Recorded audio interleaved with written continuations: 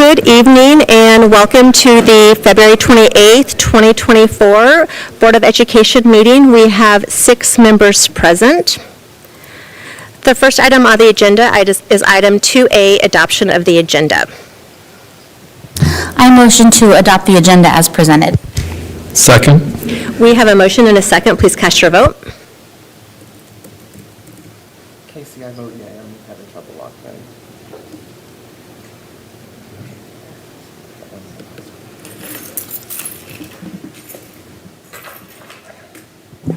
Motion passes 6-0. Thank you. The next item on the agenda is item 3A, program highlights from Emporia High School Theater. All right, we would like to welcome Mrs. Casey Hastings, who's our theater lead, English language arts teacher, and performers.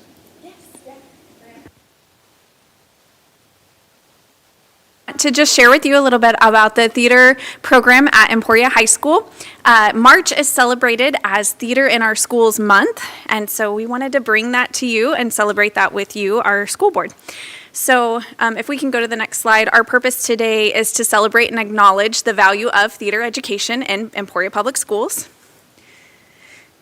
This is a statement from the Educational Theater Association, which is a nationwide association, and it says that it is imperative that all students have access to an equitable delivery of the arts education that includes dance, media arts, music, theater, and visual arts that support their educational, social, and emotional well-being, taught by certified professional arts educators in partnership with community arts providers. And must I say, our Emporia community has stepped up in many ways this year. They have partnered with us this year to provide that education.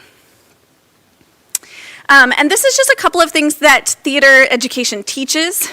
We are constantly problem solving. So if you step into my classroom at any point, or if you came to watch a production or see the students working on the production, you're going to see critical thinking, because there is no formula for what we are doing. Oftentimes we are thinking of how can we create this prop to make sure that it fits exactly what we need. An example, we're doing You Can't Take It With You this weekend, actually. And I have a student here, Kinsey. She created a printing press, and we didn't have one. She said, I can make one, and so she did. She made a printing press that'll be effective for the stage. That's not something we had a formula to do. She had to problem solve that. Other ways that we teach are through education of communication, collaboration. They work together a lot. They create personal experiences into their artwork. I have a class where they write a lot of scripts together, and they work together to do that, and they put their personal experiences into those scripts. They also are innovative and investigators. And these are just some neat statistics from the Educational Theater Association. My favorite one that I'm going to highlight is the last one. It says disadvantaged students in grades 8 through 12 who receive an arts education are 3 times more likely to earn a bachelor's degree than students who lack those experiences. That's from the National Endowment for the Arts from 2016. And I find that very true in my program. A lot of my students are going on to pursue secondary education and are quite ready for success in secondary or post-secondary education. And these are some stats about our program at Emporia High School. So we have 5 main stage shows that we do throughout the year. We work on 2 pretty large ones. We did Into the Woods this fall, and then we are currently, like I said, this weekend going to play You Can't Take It With You. We also do 2 class productions. So we are running, we did Trap in the fall. We submitted that for Kansas Thespian Festival adjudication this year, which is a special opportunity for my students to be adjudicated, get feedback from outside of Emporia. And then we are working on Wizard of Oz right now. We're going to take it to all of the elementary schools and perform there. I run about 100 or more students in my program throughout the year. We average about 50 per show. I have 12 seniors who are pursuing theater scholarships for their post-secondary plans. And we do run from August to May. So unlike a sports activity or something like that, we are running all year long. We end a show, and the next week we audition for the next show. We have 1 international thespian troupe. If you ever see the number, it's 6688. That is our troupe assigned number. We also have a middle school troupe as well. And I have 39 members of the International Thespian Society that are inducted from our troupe. And our students also are doing service projects throughout the year. They're planning events, and they are attending other educational opportunities. Okay, and these are some of our recent accolades from the last 2 years. So last year we had 2 students that received the Kansas Thespian Scholarship, which is a pretty competitive scholarship to receive. It's across the state. And we had 1 superior at International Thespian Festival this last year. Her name was Chloe Eubanks. She graduated last spring, and she also at State Festival received a perfect score on her costume design for Pride and Prejudice, which was a spring production last year.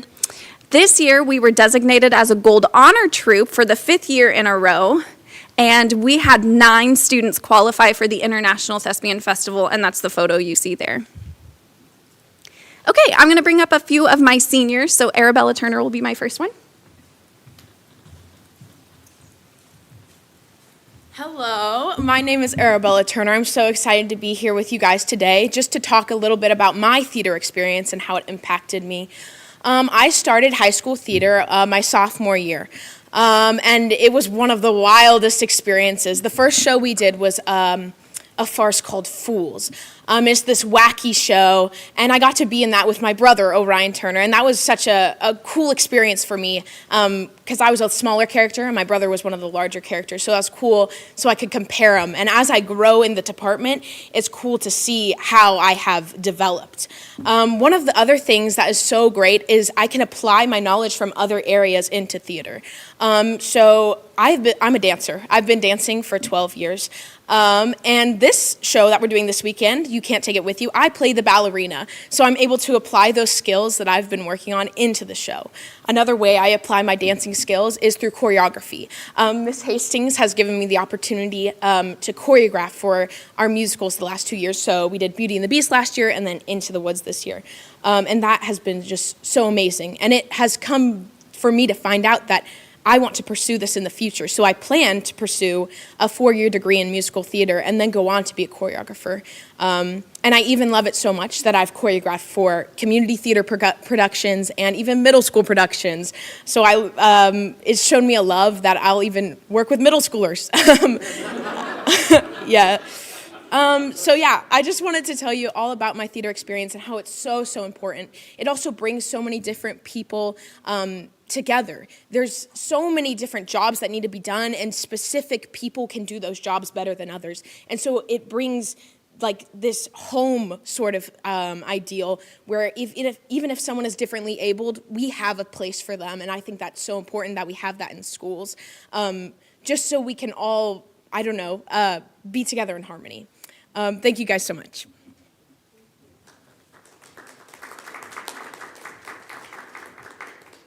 Hi, my name's Kinsey West. I'm a senior with the Emporia Theater Department. I started theater my freshman year, and throughout the time, I worked backstage as a technical student, and theater has really helped me give the ability to learn how to discover like my creative outlets. Like Hastings said, I put together a printing press for this show, and there's just so many different unique items for shows that you don't even think about half the time. Like everything that's on the walls, somebody has to configure that and figure that out and decide, oh, is this going to match our show? And it's also helped me really develop very strong leadership skills. I have been a stage manager for multiple shows through community theater and our department, and it's really helped me be able to learn how to lead large groups of people as one unit. For example, during Into the Woods, there were 70 total crew and cast members. I had to figure out how to get everybody to work as one machine during a full run, and that is something that not an everyday student gets to do. And theater is just something that is just so inclusive for everybody. And you don't have to be athletic to be a part of it. You don't have to have a certain asset to yourself. You don't have to be a certain height. You don't have to have like a certain ability. And it's just so amazing, all the different people that come into the department. And I know for myself, I do plan on pursuing theater as an education. I plan on getting a degree in stage management and scenic paint. And I hope you guys really appreciate what our theater department does. Thank you. Hi, my name is Amelia Dold. I'm also a senior. I started doing theater my sophomore year of high school. I've been on both cast and crew. And next year, I hope to begin pursuing a teaching degree. So one of the biggest things that theater has given me is the ability to speak to people, public speaking opportunities, shows, and also doing this. Thank you.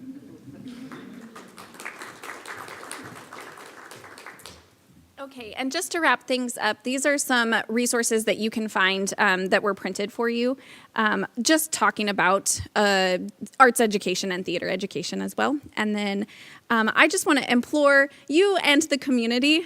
These are things that you can get involved, especially during this month of March. So first of all, being in the audience for theater productions, they crave getting a chance to see the people that they admire in their audience. So that's really important to us. You Can't Take It With You is Friday and Saturday. We also, I am highly interested in encouraging young artists to get involved in theater younger, which is why we are touring some of our productions and why I like to bring students to see our productions. I just think that's really important that kids at a young age can find this art form and find a place where they can belong. And lastly, any public support of the theater department that you might provide, whether that be social media or my students have t-shirts for all of you. They're going to bring them around, so come on up. You are welcome to wear it. I don't know what sizes. There's a variety, but you can wear it or you can pass it on to a friend or a family member. So thank you so much for having us today. We are so glad that you support Emporia High Theater.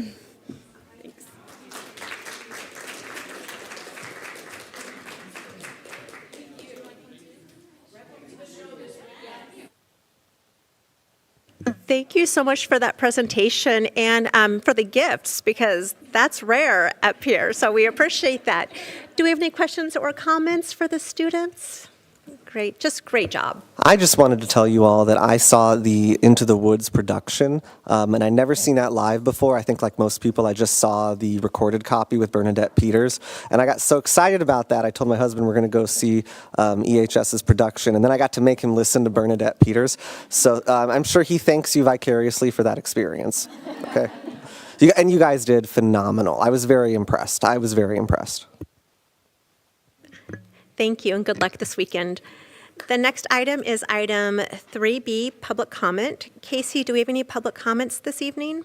We do not have any today. Great, thank you. And as a reminder, anyone wishing to provide public comments should complete the request to submit comment forms, which is available on our website. This form will need to be completed by 1 p.m. on Wednesdays, the day of the board meeting. The next item is item 4, the consent agenda. The items listed on the consent agenda are considered by the Board of Education to be routine business items. Approval of the items may be made by a single motion, second, and majority vote with no separate discussion of any item listed. Should a member of the board desire to discuss any item at his or her request, it will be removed from the consent agenda and considered separately. What are the wishes of the board?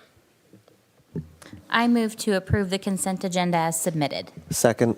We have a motion and a second. Please cast your vote.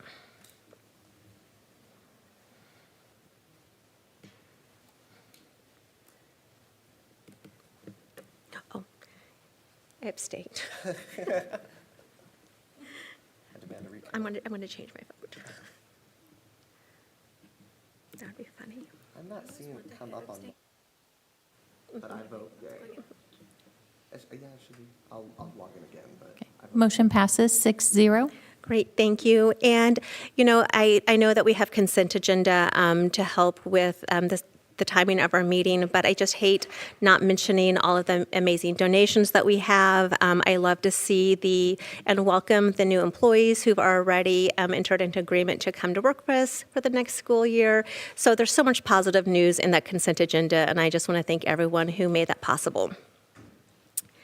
The next item is item 6A, Effective Services Update. We have Dr. Erica Mickelson, Director of Teaching and Learning, and then she has a variety of people that will come up and speak a little bit about each of their schools. As they come up, I will explain some of the things that we're going to talk to you today. So we are going to be talking about the district supports. We're also going to be bringing up some data from the district level, and then some successes as well. So we're going to look at the next slide, and I'll introduce everyone I have here. So Heather Wagner is the Student and Family Resource Specialist, and she's going to speak in a little bit. We also have Roxana Peraza, our EHS counselor. We have Christy Dragonis, our EMS counselor, and then we have Jessica Kellison. She is the William Allen White Student Support Specialist. And then we also have Emily Magana, and she is the Student Support Specialist at Walnut. So we're going to be taking turns and kind of giving you this presentation together for the Effective Services Update. So the first person you're going to hear from is Heather Wagner. Thank you. Thank you all for having me. The first thing I want to say is I just really appreciate the support that I get, not only from the community, but from the board and the district. It is very unique for districts to have a person like I in the role that I get to do every day. So I just want to commend our district for caring about kids so much to allow that to happen. So for those of you that do not know exactly what I do, a lot of people see me and they only think Spartan Stop, but I really do beyond that. I work district-wide with our students that are homeless, that are in foster care, or just living in poverty because of a life-changing event. It could be an illness, it could be an incarceration, a death in the family, or if they're just having economic hardship within their family. Everything that I do is not possible without community support. So as I am in this role longer and longer, the community just continues to step up in huge ways and just allow me to get those basic necessities to kids as they need them. The other thing that I need in order to be successful is the support of our district staff.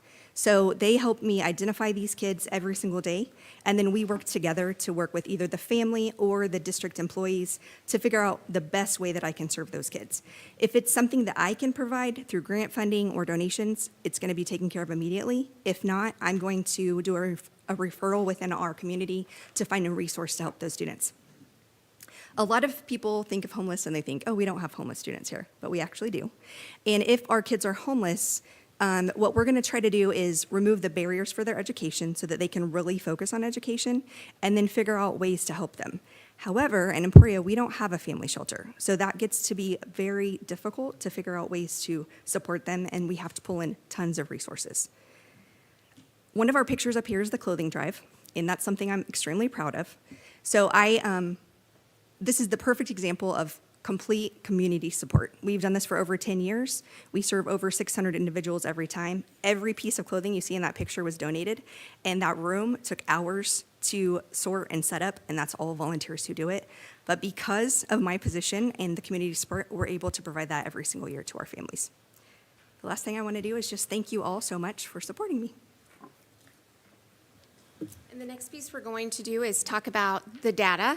So one of the things that we have really worked on is making sure that the incidences that occur throughout the day at all of our levels are reported and put into PowerSchool. So you'll see the total incidents in PowerSchool, the log entries are 4,593. But please keep in mind that that is everything from a phone call that is made to a parent to all the way to maybe a behavior or discipline occurrence that's happened in one of our classrooms. So when we say that is a high number, but I really wanted you to make sure that you had that in mind as you look at that, because that isn't a discipline number or a behavior number, that is the total number of all log entries across the board pre-K-12, okay? So then you can see it broke apart a little bit there. We are at 40% for pre-K elementary and about the same at the high school, and then we are at 20.7% at the middle school as well. Then we're going to move into the number of incidences per student. So that was that high level of information, and now we're going to drill down a little bit. So when we look at number of incidences, you can see that we have all the way from 1 incidence to 30 plus. So when we look at that, some of those are because students are having, maybe it's their first time in a school setting. When we see that elementary school setting especially, a kindergartner or a preschool student may have not had that opportunity to be in that type of setting in the past. So they have to learn kind of the rules of school and how to be at school, how to be that productive member of their classroom and the school itself. So that's why there's that asterisk there, just to say that sometimes it is students that are learning the rules.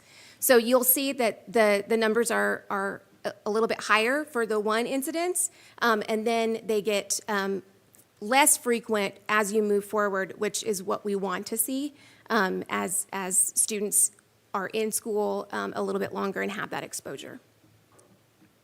The next slide is specific to behavior data. So you can see now we're looking specifically at physical aggression or violence towards others. So when we look at that, that's the number of incidents of aggression. Again, it's either an aggression that happened in the classroom, whether it was something that a classroom had to be cleared for, or whether it was an aggression towards someone. I always think of like on the playground, sometimes students can get frustrated and they let their aggression out in a way that isn't ideal, isn't expected, and so that's kind of where what the behaviors could be. But we have the major disciplines all specified out, and so in Power School, the administration is really looking at putting everything in there and logging everything in Power School, so we know what each aggression is. So you'll see EHS, we were at 32, and this is from the start of the year until about 2 weeks ago when this data was pulled. EMS was at 114, and then pre-K elementary is at 523. And then as we look even deeper into that physical aggression or violence toward others, you'll see, of course, the location. This is looking at a student with more than 3 incidences. So if I were the student and I had, 5, then I would be counted in this number. But it's 3 or more incidences for a student. So we didn't have any 0 at EHS. We did have 12 at EMS, and then we have 42 at the elementary and pre-K level. And then we drill down even more into students with special education. When we look at that, we have 77 students at the high school, EMS had 68, and then the pre-K elementary had 169 students. Students with special needs that are having those bouts of physical aggression or violence towards others. We have put so many things in place at the current year, and we've come to you and explained that between Judy and I and the rest of the teaching and learning staff with behavior trainings for administration, with all the things we have in place with CKH. And we have such great momentum going in the area of behavior. It's very exciting to see. And we really feel like teachers and administrators have that support now more than they did at the beginning of the year, and then we're just going to keep adding to that support. We have so many successes as well, so that is why we have the folks behind me to bring those up to our attention. So I'm going to have Roxana Peraza from the high school come up. Hello. So we wanted to highlight on things that we felt were positive for this school year. So Emporia High School has implemented Capturing Kids' Hearts this year, which is great to be able to continue to grow the students who have seen that through the elementary school, middle school, and now at the high school level. And so part of that with the counseling program, we've begun doing positive referrals, so acknowledging when students are doing things well, whether that's improving grades, coming off of truancy, helping a teacher in need, helping their fellow students in need. So we take those referrals from teachers as well so that we can acknowledge the good in our building and build upon that. One of the things that I really was hoping to implement coming in as department chair this year was the implementation of groups, and we've been able to do that in the fall semester, and we want to continue to grow it in the spring semester. And some of the groups have included anxiety. We've done group yoga, which was super popular. Like that filled up, all 20 spots were taken that day. And so it's just those things that, within the school building, we want to look at the whole child and also give them those supports. And that also includes college applications and all those things. But it's just making sure that they have accessibility to us. And so part of that also is the reporting piece. So we do the bullying presentation with all of our students at the beginning of the year. We show them the QR code. They each get a pamphlet with the information on what bullying is, how to report it, who to go to, who are their safe people.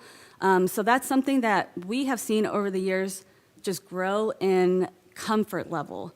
I think that was one of the biggest things when it first started, was students were unsure how to complete those things, but I think as years have gone on, that comfort level of reporting that way has become better. And then also just in our department, we have seen less threat assessment, so less students who are indicating suicidal ideation or harmful behaviors within our department that we have to call home and get them into crisis and things of that nature. And then we're just really proud of our continued partnerships with Crosswinds. We have some really great staff that come in and work with our students, but also Spark Wheel, Heather Wagner's program, and it just feels very collaborative. And so those are the things that we felt like at the high school were really good to point out this year. Christy. So Christy's going to come up. You're going to see a lot of things kind of mirror the high school, I think, so I'm not going to read through everything and repeat it verbatim. Looking at the social emotional supports, currently now we do second step. One thing that has changed at the middle school is we specifically selected a specific day in advisory that the second step lessons need to be taught. And we've been able to track data with our teachers to see that those lessons are being addressed, and we feel that it's been more effective this year with those lessons. Moving into capturing kids' heart, same. All teachers kind of got a boot camp review, especially people who had maybe not had anything with capturing kids' hearts for a while. And it looks like we'll be moving to that with that second step lesson next year and still making that a requirement in that advisory time. Reporting, we also do something similar. We have the QR code. Students can report anonymously. They can put their name on it. Typically at the middle school, I would say especially sixth grade, it's a lot of education. So we get students who are reporting a bullying behavior, but sometimes it's an annoying behavior. And so we have those conversations of what is bullying versus an annoying behavior and how do we deal with that. And then teamwork and communication. Counselors at the middle school, we meet weekly with our building administrators. We also are a part of many of the different committees that are held at the middle school. I've listed some of those. That includes the building leadership team, the site council, scheduling committee, safety and security, and AVID. And we also have a good relationship with Crosswinds in our building as well. Now we have Jessica Kellison at William Allen White. So one thing we wanted to focus on this year at William Allen White was to create a sense of community through all of our students. So one way we do that, it's Trailblazer Tuesdays. We have it once every month on a Tuesday, and we have a big assembly. Everybody K through 5's in the gym. We give out Trailblazer Awards to kiddos that have really gone above and beyond that month. And we also, after the assembly, have what's called family time. And so every student is put into a family. They range from 9 to 13 kiddos in each family, and that's K-5. So they get a chance to meet different kiddos in different grades that they wouldn't interact with normally during the day. And the kids love it, and they look forward to it. They ask every Tuesday, is it today? So that's one thing we put in place. Another thing that we did was my partner and I, we really wanted to create a sense of community from the counselors to the classrooms. So once a month, we pick a social emotional skill, and we do something fun with it. And then the teachers really focus on that throughout the month. So in January, it was Poppin' with Positivity. So every kiddo got popcorn, and we did a little unit on positivity. March will be optimism, so they'll get Oreos, and then we'll focus on optimism during the month of March. And then another thing that we've really tried to focus on too and has been successful is sensory-friendly lunch buddies. So we have about 5 to 6 kiddos in each grade level that we selected that just needed a more quiet area. I don't know if you've ever been in an elementary school during lunch, and it is loud. So we pulled those kiddos out, and they eat in the reef every day, and that has really helped them transition back to their classrooms more successful in the afternoon. And then lastly, we have Emily Magana from Walnut. Hello. So I was really lucky to get to step into Walnut this year as a student support specialist because they actually have a lot already going with social emotional and have all of this in place. So it was really easy to come in and kind of start. They were all very supportive of starting some new things and just continue that. So some of the things we've been doing is we did identify, we've had, and especially in the lower grades, a lot of kiddos who do have a hard time with starting their mornings off. It's kind of coming in already a little rough. So me and my co-counselor, we both start with kids every morning at 8 a.m. They're with us, and we do what are called soft starts. So we kind of start the day out with positivity, calmness, and most importantly, creating commitments for the day. So what are we going to do throughout our day to have a successful day, get through it, and all that. So we get to see them every day, which is amazing, and they do a great job with that. And then we also have also taken a step into making sure that we're doing our social emotional groups. So that's one thing that, with the counselors being out of the classroom, we don't get to see the kids every day as often. So we do have a group for every grade level, and we get to see a small pocket. We use our SABRS assessments and our second step assessments that the teachers fill out to create those groups. So that's been really helpful, and that kind of helps guide what we are teaching with the students. A couple of other things that I wanted to highlight that we're doing at Walnut as well is that we do have Patriot Packs, which once a month we have every staff member has at least one student from every grade level, and we all get to meet in the afternoons for about 20 minutes, and we get to just have fun, connect, and helps the staff know students from all grade levels as well.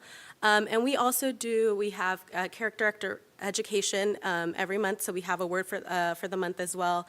And we have an assembly every month that there's a kid from every class that gets recognized, and we even have our Boys and Girls Club that gets to nominate a student. So we're really working on making that throughout the whole building all day. So, thank you. And representatives from Jones couldn't be here tonight, but Joy sent me her areas of success. So daily social emotional skills lessons are happening in all classrooms every day. Crosswinds Case Manager provides small group instruction for the students that are at risk, and that partnership is so seamless there. She pops in and out of every classroom every day as well. And then they are tracking care calls and discussing the data during the quarterly data talks. So making sure that those care calls are on the front burner at all times, and also tracking and making sure that the students that are in those care calls are supported and they're seeing success during the year. Okay. And I wanted to just thank this group because it's amazing to hear successes, but how they were very, yes, absolutely. Very appreciative of them for coming and presenting to you all tonight. Questions or anything? Thank you so much. That was an amazing presentation, just to learn about all of the different ways you support our students. I'm overwhelmed with how much you do every day. Okay, great. Well, thank you so much. The next item on the agenda is item 6B, changes to Emporia High School graduation credits. Okay, we have Ms. Roxana Peraza just hanging up here. I'm back. And Mr. Dathan Fisher, Emporia High School principal. Yes. So the state of Kansas is undergoing graduation requirement changes. And so that first slide is going to talk about the class of 2027 and prior statewide, what the graduation requirements were for all the students who are currently in high school. 4 units of English language arts, 3 units of math, 3 units of science, 3 units of history and government, 1 unit of fine arts, 1 unit of PE, and then 6 units of electives to total 21 credits. And this is the statewide requirement. So USD253 does have some different requirements as it currently is. The next slide is the requirement changes for the class of 2028 and beyond, so our incoming 9th graders.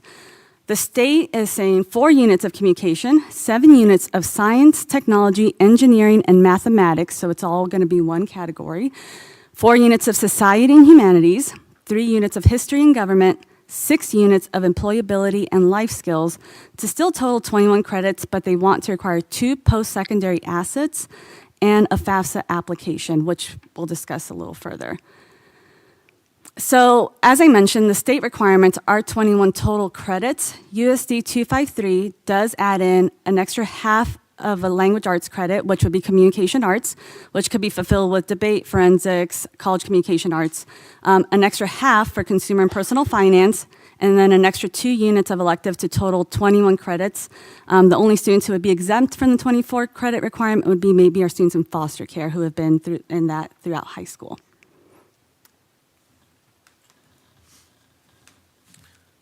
All right, good evening. So Roxy's went over some of the current requirements plus some of the new requirements that are coming out there. And so what we started looking at this back in really probably November of 22 maybe, I think it was. I can't remember exactly, but we've been kind of watching this over the last year and a half. And the board adopted this. I should have wrote down the date for you, but I think it was back in September of 2021. Okay, so this conversation has been around for a while, but most schools are now making proposals to make those changes, for that incoming class of 8th graders. If you think back to the requirements that we currently have, one thing that's kind of stood out to me, and I'll talk about it maybe a little bit more here in a little bit, is the changes of categories. And so where they used to say English, math, science, and so on, what you're starting to see is they're lumping this into communications, and they're lumping it into society and humanities, and they're lumping it into STEM, and then employability and life skills. So when you think of that in regards to what we're going to recommend here this evening, we've looked at this. I've talked to site council. I've talked to department chairs. I've talked to my English department specifically. Because there are some changes that in our PE department actually, and our business department, everybody. But there are some changes that'll look a little bit different moving forward here in the future. And so one thing that we've come up with here is to go ahead and more or less, we would recommend adopting the minimum requirements that the state says, plus an additional 3 units to keep us at 24.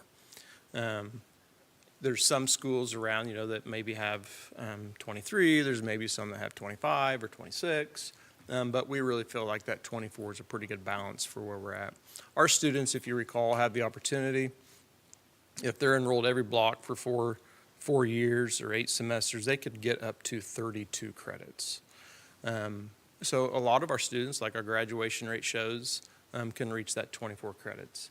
And we do have to get creative, of course, at times, but going to the minimum of 21, we did utilize that during COVID in that spring of 2020 with a lot of our students. And then we also, like Roxy said, we do use that for students that are in foster care quite often. Special education students really follow the same requirements, and we've had a lot of luck with getting our special education students the requirements that they need as well. And so when you look at this, what we're recommending is 4 units of ELA communications like the state board has adopted.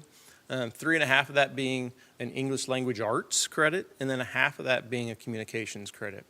The difference there for us would be, right now we would say we have 4.5 credits for ELA or communications.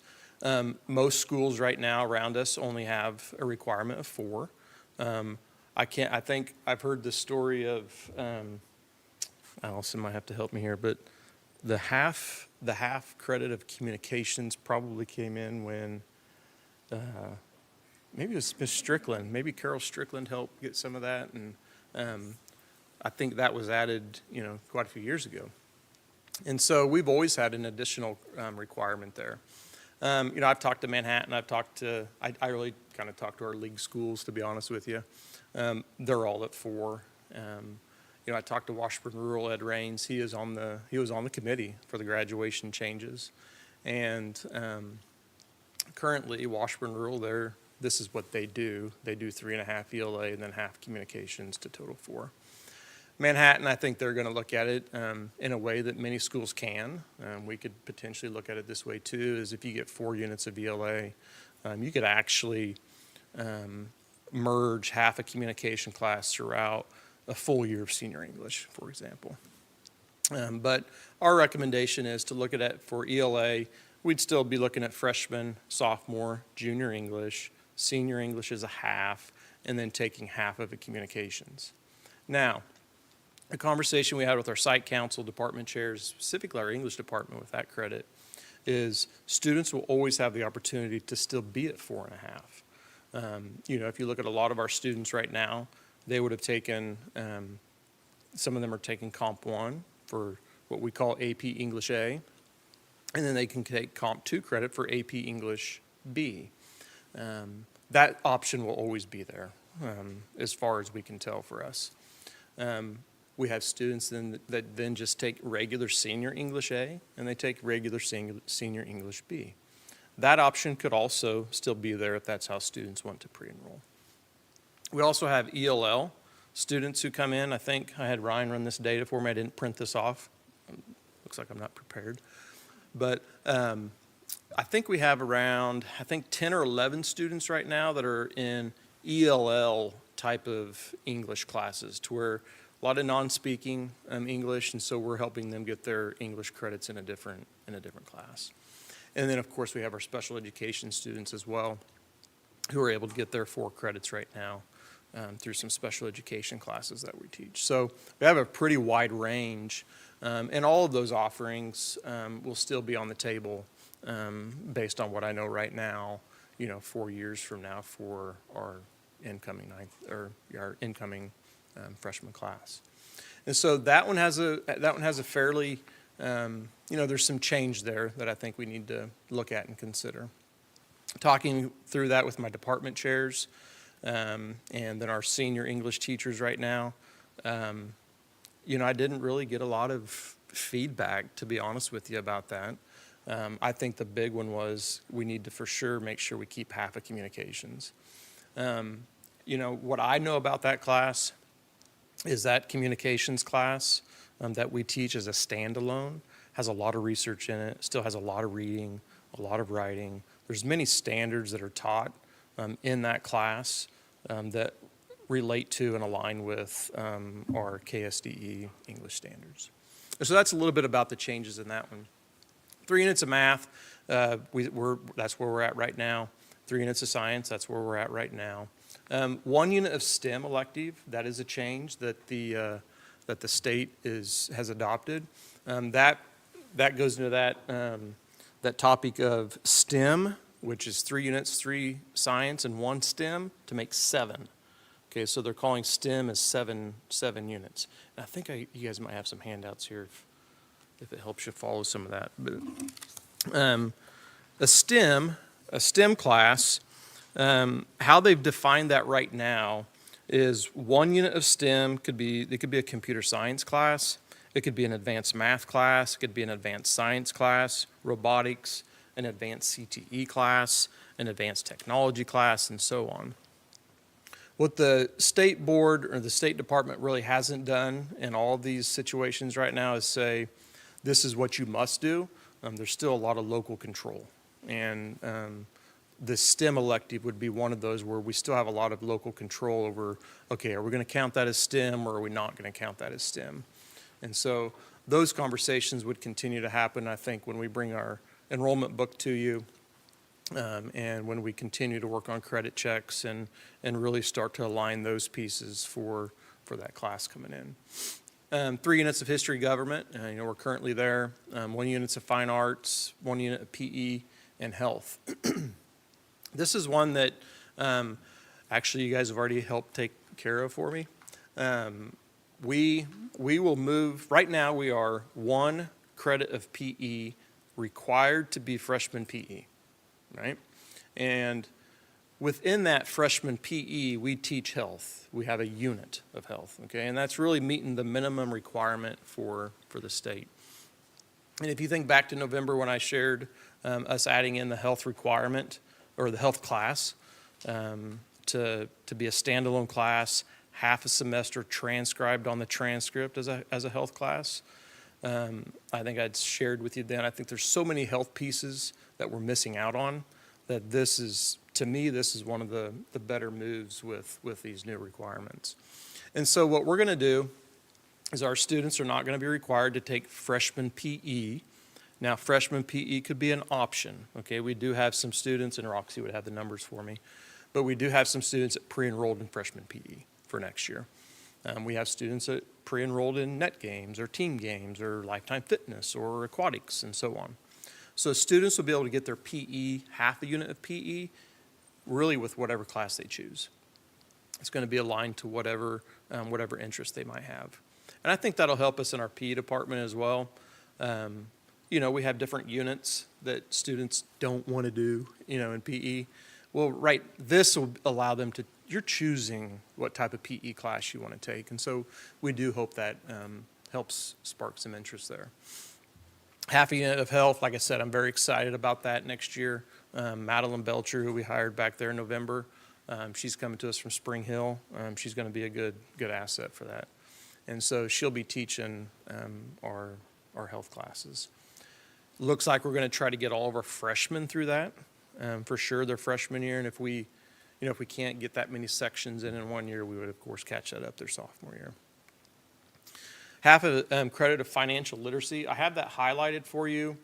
You can think of that as a change, or you can think of it not as a change, because currently we have our consumer class.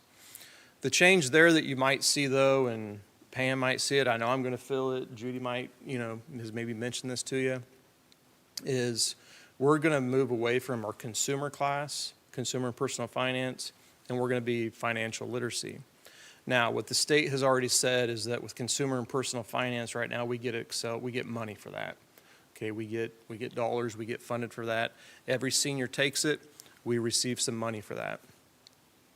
This financial literacy class will not be funded, and they're no longer going to fund consumer and personal finance through CTE. And so we don't know how that will look, necessarily maybe in the years to come here, but that is a change, but it's almost not a change for us because we already do that. We do offer that class as college credit.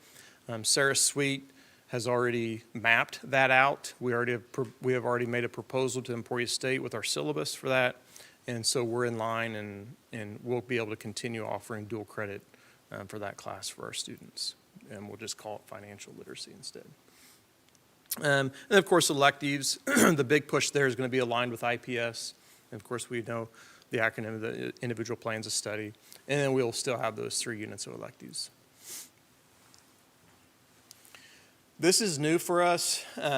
There's what they're calling post-secondary assets, and there's 2 categories. There's the category of academic assets, and there's career and real world assets. Every time I meet with Roxy on that, I can't say it.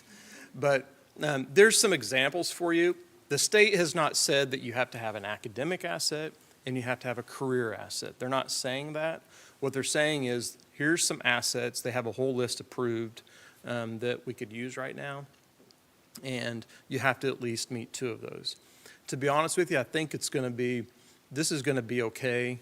When we first saw this, we thought, oh boy, how are we going to make sure every kid gets 2 assets? Honestly, I think the most difficult part of this is going to be the tracking piece of it, and just where do we collect this data? How do we make sure it's accurate, and so on. We have a lot of our students that hit 90% attendance rate, and a lot of our kids do community service. We have a ton of kids that get over 9 college hours. So I just put some of them up here that might be familiar to you. And like I said, there's a list of more that they finally approved. I say finally because they didn't have this approved until I think last month. So that was good. This one here, the FAFSA, Roxy had mentioned this a little bit ago. The Board of Regents and KSD, they're wanting to recommend that every student complete the FAFSA and prior to graduation. Well, I think right now, would you tell me, we're 23%? So our current senior class, 23% of them have completed this. What all have we had? We've had a parent night. Informational night, a FAFSA completion event, and then virtual events as well. So we've done a lot of things to try and help, increase that for our current students. So we're sitting at 23%. It sounds low, but it's pretty much in line with other schools our size. I don't have a historical number for you there. I do know that I would imagine that there'll be an opt-out option there. I just don't know what that'll look like yet. But that is part of the recommendations that they've put forth. So kind of to try and summarize, some of this for you here right now. No change to who's in school in the high school right now. So our 9, 10, 11, 12, there's no change. They'll continue to follow our current graduation requirements. When you start looking at our new class, there's 4 new areas, like I mentioned. I think that's how our minds are going to have to start thinking, is there's a communications area, a STEM area, society, humanities, and then those employability and life skills. There's the post-secondary assets that have been added, the FAFSA potentially, and the change with financial literacy and health. And of course, I'll say it again, the big one for us is that health piece. What are some things we think we need to make sure we get done here? Probably sooner than later is new course planning. We already have those approved through you guys, so thank you for that. But I think I'm meeting with Madeline the 3rd week in March or something, aren't you and I? I think Judy and I are meeting with Madeline to start doing some planning with health, looking at resources, making sure she's set up, ready to go for that. Adjustments to high school course guides. We've already done that, but there'll be some handbook changes that we need to make, and we would bring those to you later on. The counseling department, once we see what you guys will approve for us, we'll start doing new credit checks and getting documents ready for our 8th grade class. There's going to be some updates to Power School. With all these changes, we know there's going to be some logistics in Power School that we need to do some aligning with.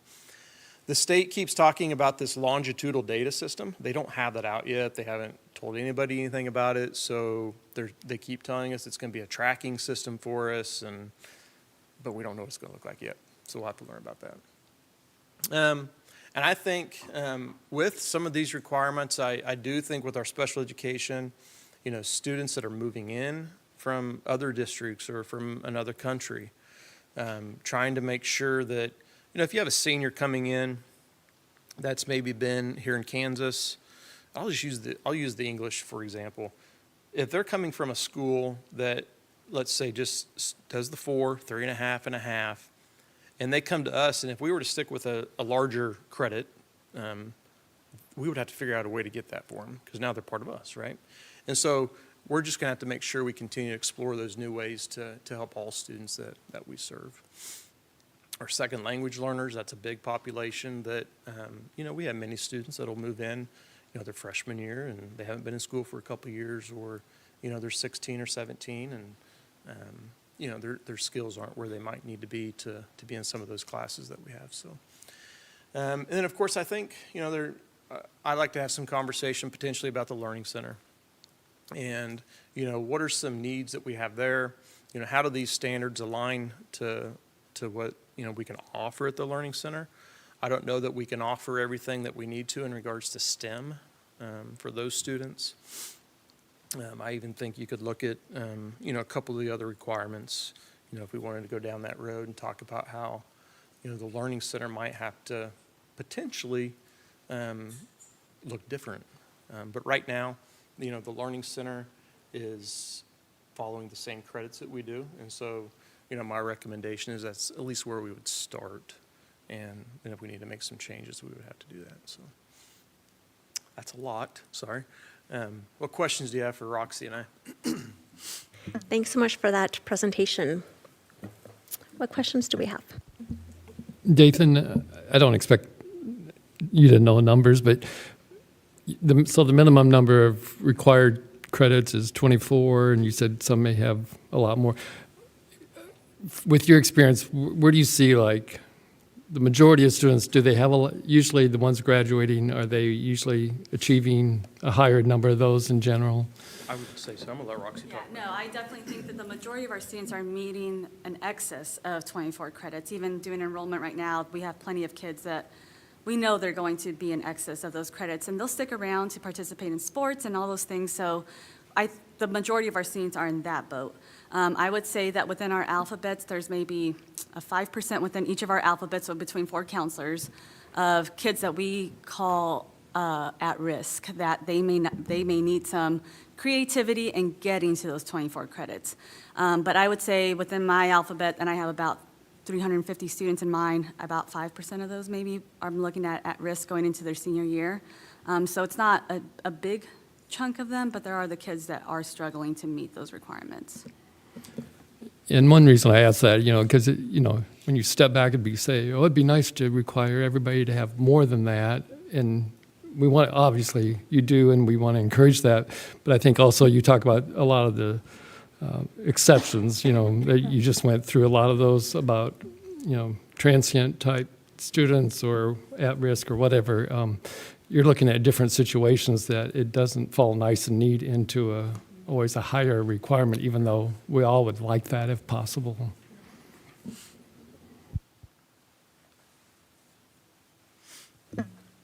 I have a lot of questions.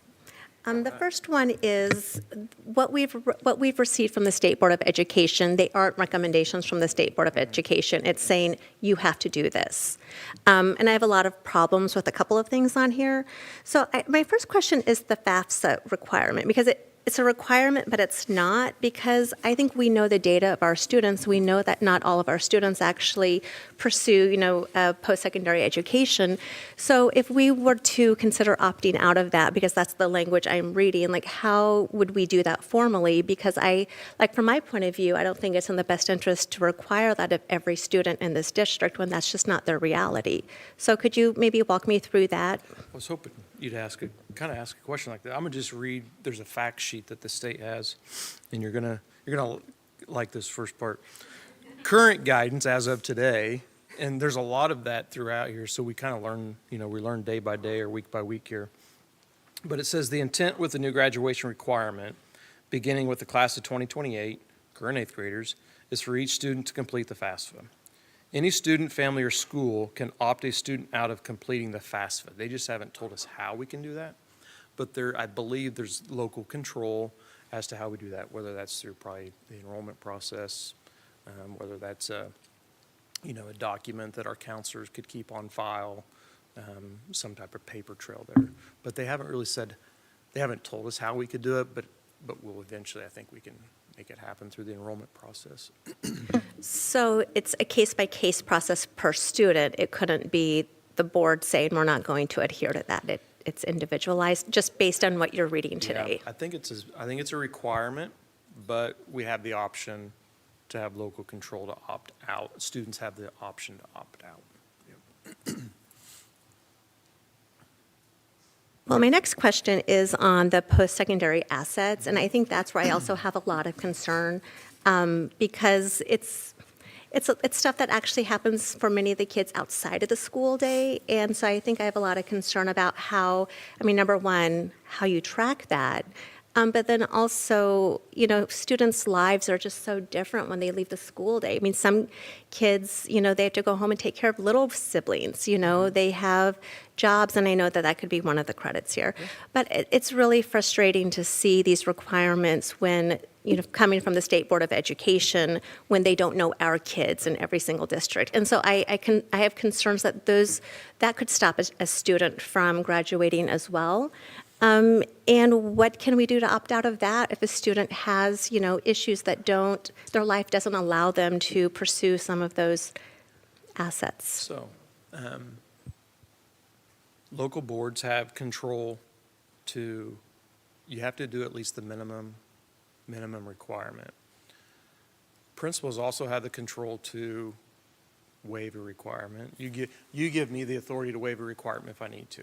And so I think if we got to that point, we could look at doing some waivers for students. When I look at the list, though, a lot of them I think we could accomplish in school. I even think something that's not on here yet is, being part of a club or an activity. I think that could potentially be one that they add eventually. There's one on here, you could do senior exit interviews. And so we do an interview with every senior.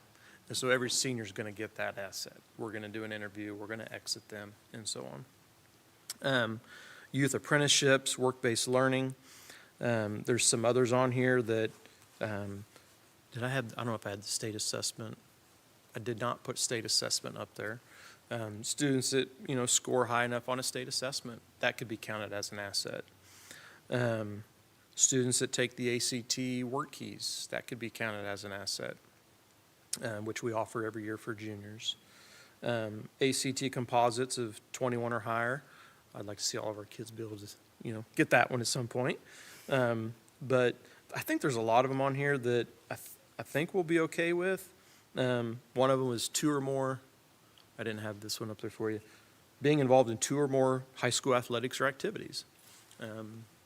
The young ladies that presented here, they're involved in 6, 7, or 8 that I can think of off the top of my head. So I think it could be tough for some, and I think some of it is the ones that students that move in, and we haven't been able to track since they were freshmen. I think that's where a lot of our challenge is going to come in when it comes to some of these pieces that aren't sitting in a class and getting a grade, for example. Yeah, it's just so hard to hear, Heather talk about, homeless kids and foster care kids, and knowing that some of these are going to be harder for them to achieve because of how transient their lives are. And I know that you all do a great job with the students, and I know you're going to walk them through this. But again, you are already doing so much already that I hate to see these extra requirements come into play. Yeah, those 2 are the assets, and that one was. See, we used to remember when we had the 4 as a district, the 4 graduation skills, and we couldn't keep track of it, and it was so hard for our students to meet some of those expectations that we came to here a couple years ago and asked to remove that, and now we're kind of putting it back in. So hopefully it'll all work out, and we figure out this longitudinal data system, to track this thing. So. What other questions do we have? Yeah, I just had a question on, I like the health thing. I'm biased there, but I like that. I am absolutely astounded at what college students do not know about health coming in, and they're disproportionately from Kansas. So, so I'm happy about that. And forgive me for not following, but that is freshman year that that's required? We're hoping we can get all freshmen through it that first year. Yep. And if we have to catch someone up their sophomore year, we can, but right now, we pre-enrolled everybody as their freshman year. Okay. I do like the new class. I know you guys didn't come up with those, but the new groupings, I feel they align more with post-secondary, with higher education. So it just kind of. I think they align more also with the state board outcomes. Yeah. And, the state board has talked about individual plans of study and post-secondary success and all those components. And when you see those categories, I feel like those categories are starting to align with some of that too. Right. Thank you. I think I was just envisioning this longitudinal system being like the self-reporting for the number of hours your kid drives with you. Yeah. I'm not feeling like that's going to be super great, but maybe they'll surprise us. Maybe I have high is Dr. hopes. Cardinal here? Yeah, high hopes. Maybe he'll help us Yep. create something. High Right? hopes, yeah. So, otherwise, I don't really have. I mean, that's what we know right now, and I feel like we've put this off here for a couple months. Judy and I have, just to see if the state's going to come out with anything different, and I don't see that happening. And I know there's some schools that have already went through this process, and so I think we're ready to. If you guys would accept our recommendations, that's how we would start moving forward. Great. Well, I'm going to disclose now that you've done a really great presentation, and so when I vote against this, it's not because of you or your district leadership team or anyone. It's just I think that I don't think all of these changes are in the best interest of our students. So please know that. Okay. So, are there any other questions, comments? This is an action item.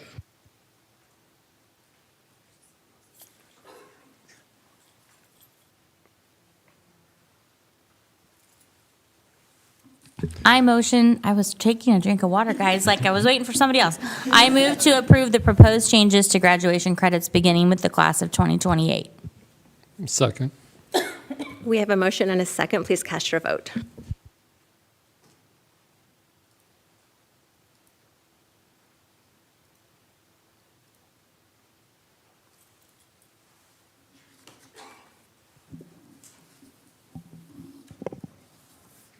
Motion passes 4-2.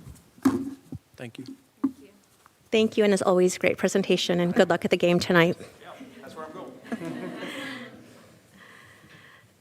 The next item is item 7A, the district infrastructure update. Okay, well, we have a study session. Mrs. Pam Stranathan, Assistant Superintendent of Business Operations, will introduce the crew. Yeah. Good evening. Am I on? Yep. Okay, so behind me, I have Corey Nicolette, who is our Director of Maintenance Grounds, and I have Caleb Brooks, who is our Assistant Director. I'm going to turn it over to them here in just a couple of seconds. Want to share with you what you have in front of you is a document that they have put together, done an incredible job with this. Back in the summer, when we all came on board together, one of the things to be able to put together so we can start looking at a 3- and 5-year plan for our operations and our capital outlay, one of the things we needed to do was do an evaluation of all of our major systems, which is our HVAC, our roof system, our doors, our windows, the concrete, and to be able to put those together and to look at what the needs are with the district. As Corey has done a phenomenal job, and Caleb both, of bringing in and having companies come in and take a look at all of these infrastructures. One of the things that I had them do was put this together so we could present this. This took longer than what we thought. We also have had major items that have come up over the last few months. And that's why we call it our immediate big project maintenance needs. And it's stuff that we're looking at potentially that will need to be taken care of in the next 3, 6, 12, and potentially 18 months or sooner if they fail on us. So I'm going to turn it over. He's going to talk to you about the document. We're only going to cover the high school tonight and this building, as they're two of our major items in here, and then at our next board meeting, we'll cover the elementary and some other items in there. So I will turn it over to Corey.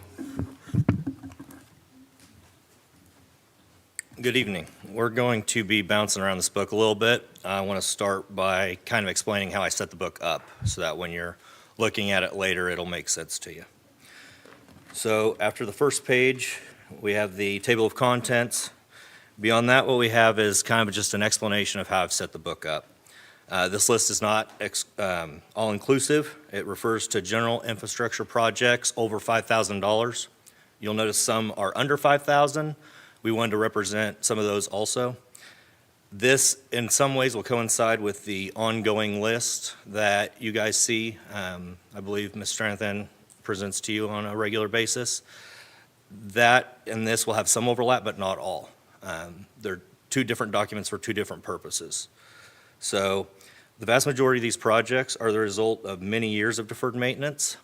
I want to recall you back to a few years, summer of 2018 was when we were kind of planning the bond. Keep in mind that these things that are at their end of their life cycle now may not have been at the end of the life cycle in 2018 when we were looking at these things. So that was 6 years ago, so we've had a lot of changes since then. A lot of wear and tear has happened in that time. So I think this is a pretty comprehensive list of some of the big structure things. We've kind of historically done a Band-Aid approach. We're trying to get away from that and do more permanent fixes. Some of that's evidenced by the couple of emergency actions we had to do to approve immediate needs. I don't think Dr. Harder's had to do too many of those previous, but that's kind of where we're at. So what we want to do is get ahead of this. It took years for it to get here. It's going to take years to get back in front of it, but I think we got a good plan and good people in place to do that. So inflation, economic events, other factors are going to impact our costs. I want you to look at these costs very big picture, not very dialed in. The approximate cost, as I use those terms in this document, means the numbers have been calculated for that specific project. So we looked at that window in that room with those needs for an approximate cost. And estimated costs are where we use, like, say, for carpet. We used a square footage. We kind of have a rough idea what it costs per square foot. We applied that to that project. So an approximate cost is going to be closer to what we expect, and an estimated cost is going to be a broader range. And then where I called it upper subtotal, anywhere where there was a range we use the upper range to add up. So this should be our worst case scenario with current inflation rates and current costs. With that said, there's several things that are still to be determined. It's hard to look at plumbing underground until you have a reason to send a camera down and look at it. Electrical. We have miles of electrical. If we haven't had our hands on it in the last year or two, we really don't have a comprehensive list of everything on that. If it has an asterisk, it indicates the project is actively being worked on beyond an assessment. So we may have an assessment done and it's okay, we can get it 2 years. That's not gonna have an asterisk. If we are actively looking for specs to make a bid, if we're looking for some contractor to do the job, or if we are working on it ourselves, that asterisk is gonna give you that indicator so you know that that's somewhere in the works. This does not include a lot of things. Vehicles, equipment, snow removal equipment, floor care equipment. We did not get into playgrounds. We have a lot of aging playgrounds. We just haven't got to that yet. Smaller concrete projects, the chillers, seasonal celebration. There's just so much that goes into running a school district that in the time allotted with the fires we've been putting out, we didn't get to everything. So understand that this snapshot is very much a snapshot, and there's going to be a lot more to expound upon over the next 6, 8, 12 months, whatever it is. So if we would now go to page 35, like I said, we're going to bounce around a little bit here. Hopefully it'll make sense in the end. Page 35 is a cost summary by building. So Emporia High School, the upper total, sans TBDs, is $3,618,150. So I've broken those down by building. Remember, upper total means we round it, we use the biggest number on the projections, and we're not counting any to be determined. There was no guesses or just shots in the dark. Those are all going to be added in later when we get those numbers or we get the final reports. So for our district total, we're at a little over almost $5.2 million without the TBDs. So that will go up somewhat substantially depending on which project we talk about. If we go to the next page, I have that broken down by categories. So you can see carpet, we're looking at approximately $277,000 in carpet. That's across different schools. This is just a category, quick reference, you can come back to that. Prior to this is the schools reports. On the next page we have the boiler analysis. Crews, they recently got the bid for William Allen White's HVAC, did a boiler analysis for us, looked at all our boilers. That's in this report. I won't go through it tonight to respect everybody's time. The next tab we have is going to be the RTU analysis, also done by Crews. And understand this is very much isolated to the buildings we know to be the biggest issue right now.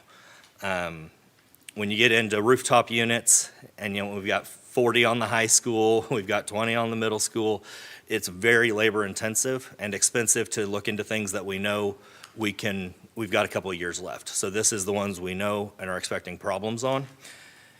And then the last tab we have is straight out of the 2024 roof audit provided by RTI Consultants. We recently just got this. I'm not sure if you've seen it yet, but this is a snapshot out of their action plan. It goes through every building and what they believe needs done for our roofs. Understand that roofs are very much a living animal. We get leaks, we fix them. We get leaks, we fix them. When they're up there fixing a leak and they see something else, we fix it. So everything in this action list is something that RTI identified literally the same week that we had people up there working on roof leaks. So some of this may be addressed already, some of it may not have been on our list yet. These numbers are very fluid. So if I could get you to go back to page 2, we're going to go over the high school, and then we'll go over Mary Herbert.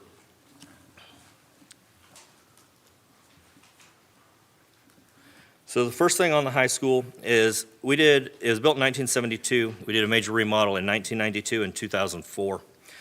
Most of the carpet in the main areas is from 2004.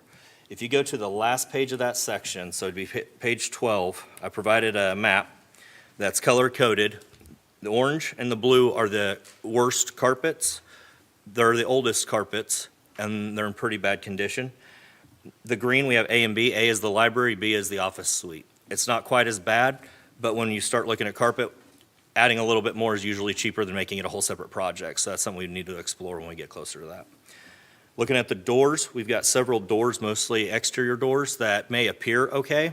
The hardware is not in good condition. The insides of the door are not in good condition. We're having lots of problems with them. From a security standpoint, they're a liability, and we want to make sure we address these as soon as we can. The front entrance concrete, we've got some concrete that is in bad repair. We've got some railings that have some rust and are bent.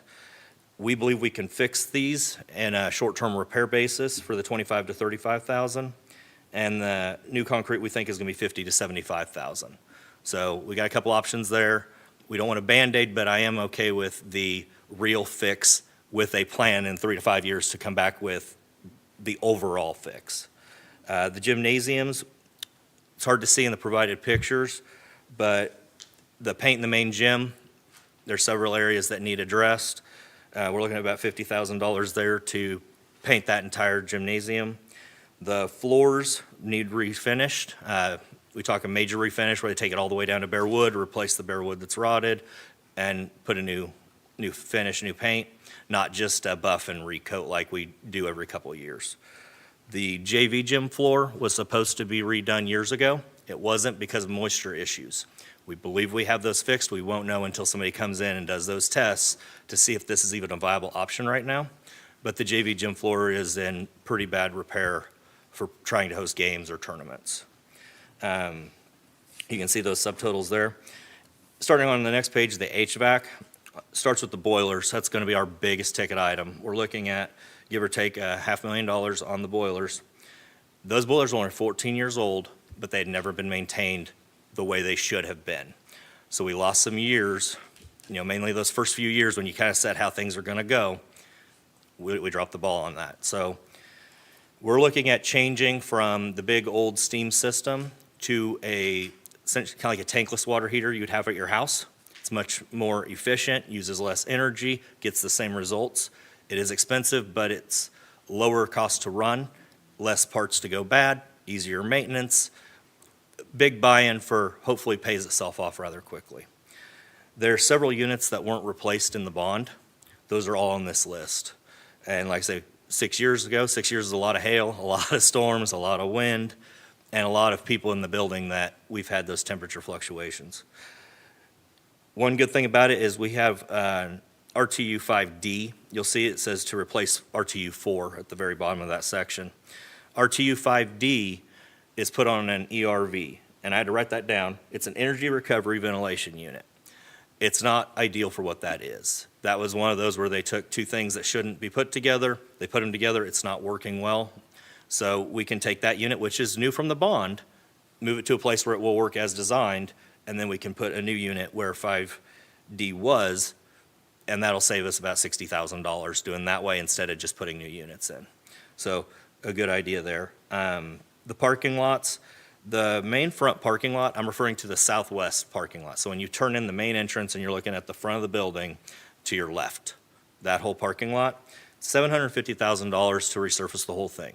The east half of that section is really significantly worse than the other half.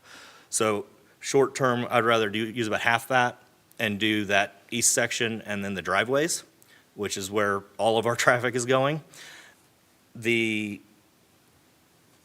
east front parking lot is that little one if you turn right when you first turn in. That parking lot's in pretty bad shape. We can probably get by for about $50,000 going through and cutting out the bad spots, putting in patches by a few years at least. And that's probably my recommendation at this point. The cage lot, which is the old tennis courts, it all needs redone. It's a safety hazard. Where the nets were, we've got about a 6 to 8 inch gap that people can trip over, water held and it gets ice. During our games, not only is this the presentation people see when they come to our school, but it's also where they're at the dark and bad weather. It's just, it's bad. $270 for that. Plumbing, we recently had the main sewer line got clogged at the high school. while we were investigating that, we found that the invert is completely rotted out of that. So if you don't know, the plumbing comes from the building in an 8-inch pipe. It goes through under the manhole cover, and it's called the invert at the very bottom. It usually should have a V in it that funnels the water from pipe to pipe and still allows manhole access. Right now, we have a trap. The whole bottom of that is corroded out, so all the solids are going down and sitting in the bottom of that pit instead of flushing through like it's supposed to till it fills up.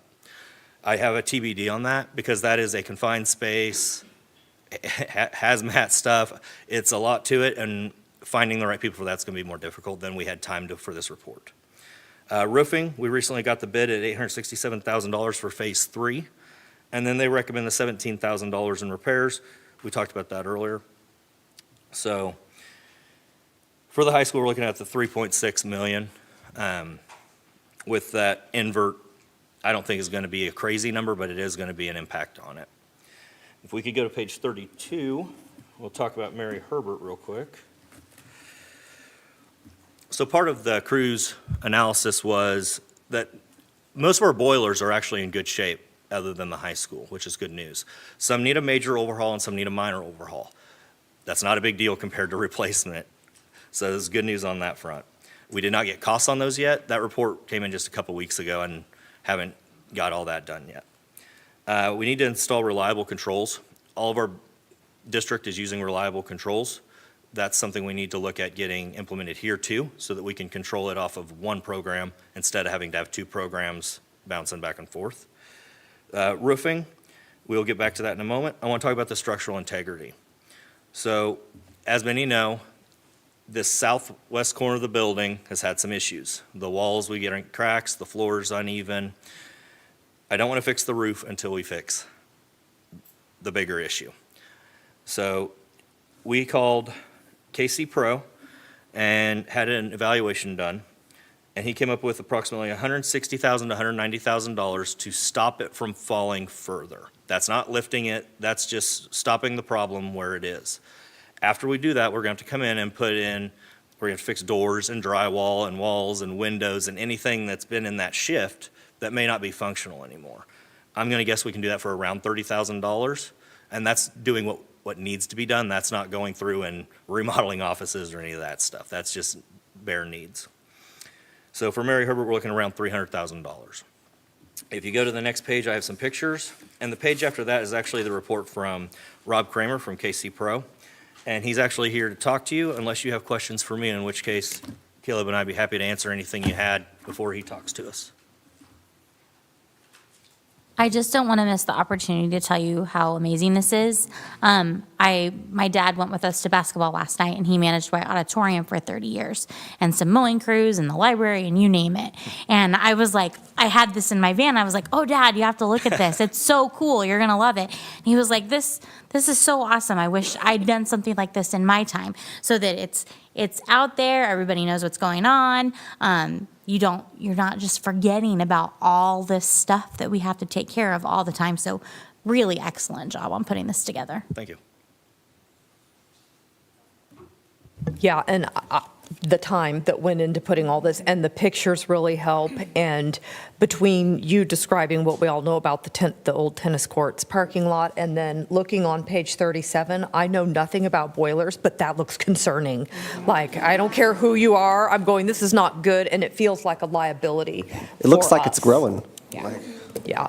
So thank you. But yes, what I appreciate most about this is that when our terms end and we all move on from this experience, this information historically will still be here for the administrators who come later and kind of have a mark in the sand to know where we've been and where we can still go. So I appreciate all the work you've put into this.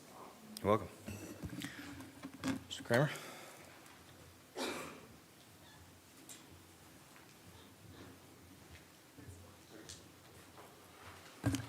Okay, the bummer comes here. So, as Corey said, my name is Rob Kramer. I've been a structural specialist in the Kansas City area for over 30 years. I came here back in, I think it was 2011 or 12, and did an evaluation on some work that needed to be done, or they thought needed to be done at the time. And we ended up providing a proposal for that work more on the west end of the structure. And that's, most of the problems we saw at the time were through the center of the structure, which is what we're seeing now as well. But at that time, they were seeing some great shifts in the flooring on the east side. And so we went underneath the structure and supported in about 3 or 4 different areas at that time and stopped that movement. So Corey asked me to come back here on December 20th of '23 and reevaluate the building. Seemed to be some more movement, he thought, at the time. So we came out, shot the entire structure. And what I mean by the entire structure, what this corridor, this east-west corridor, nothing on the north side of the building, but just right through this area right here.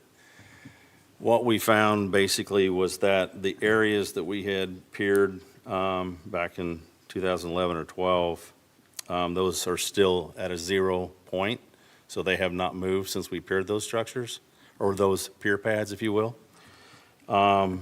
As we moved 14 feet away from that column, so basically what I would tell you is that's a column right there, that's a column right there, and approximately every 14 feet throughout this structure, on both sides of the hallway, that's a beam goes down to a pier pad, basically, that's about 4 feet.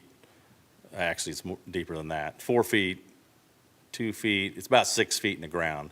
So about, you got about 4 feet of dirt there, and then there's another 2 feet below that. And so basically what's occurring is it's dry as a bone down there. And with the droughts that we've continued to have over time, that soil can't support that load, and that transfers between the grade beams between each one of those columns that's being supported, from the roof down. And so we've dropped, just in that first 14, 3.5 inches. And then as we came down the hallway, it pretty much stayed about the same, about halfway. And then as you got a little bit past halfway, we got all the way down to 3 3/4, and then it started to come back up on the end of the building to about 2 7/8. So not great. The issue is that if we continue to have droughts, it's going to continue to drop. And so my proposal is to at least get in there and stop it from moving. We also kind of talked about a possible lift scenario, but that's for further discussion. But right now, if we can stop it from moving. In addition to that, this part of the structure here, the exterior walls also have dropped, but the exterior walls from basically that doorway this way are fine. So really, that's about it. Anybody have any questions or would like to discuss my findings?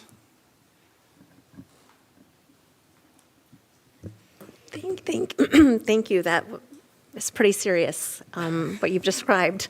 So one of my questions I have is, you want to prevent it from falling anymore, but I'm curious about why you would hold off lifting the building?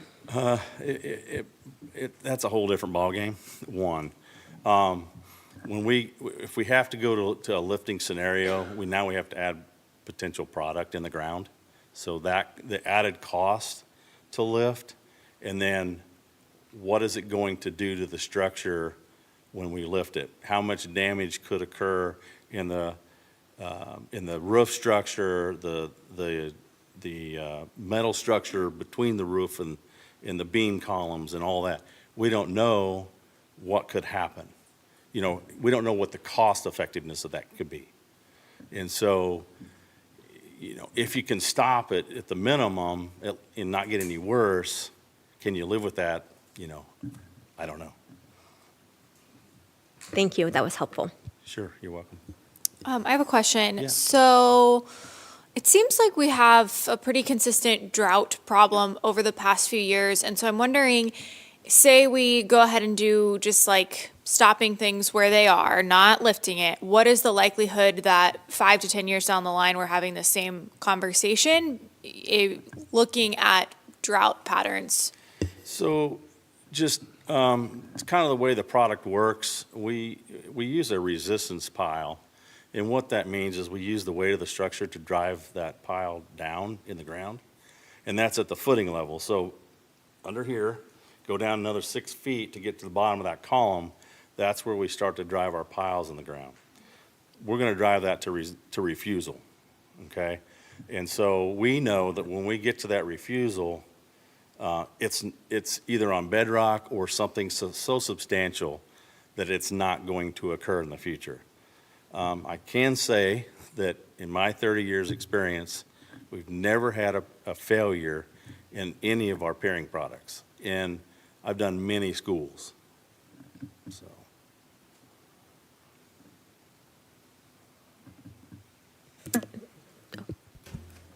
As you look at this particular building, what makes this building more sensitive or to that kind of stuff than maybe a lot of the other places or something? Age, and the way it was constructed originally. Most of the schools I've done in the past, we've been dealing with external only, not internal issues, meaning all these internal grade beams and such. I've never had to deal with those. I've had to deal with internal walls, but I've never dealt with these where we've had internal beam structures that weren't substantially deeper than these. They're shallow, what I would consider shallow for the structure. And again, the soil is just amazingly dry down there. And I don't know what makes it so dry compared to other structures I've lifted, whether it's airflow, non-airflow, what have you, but. Okay, yeah. Thanks. Do we have any other questions? I just appreciate your logical, like thorough explanations. I didn't feel like you were mansplaining and I wasn't confused. Yeah, so that was thank really, you. really good. Thank you. You're welcome. You're welcome. Thank you. Yeah, is that it? Okay, thank you.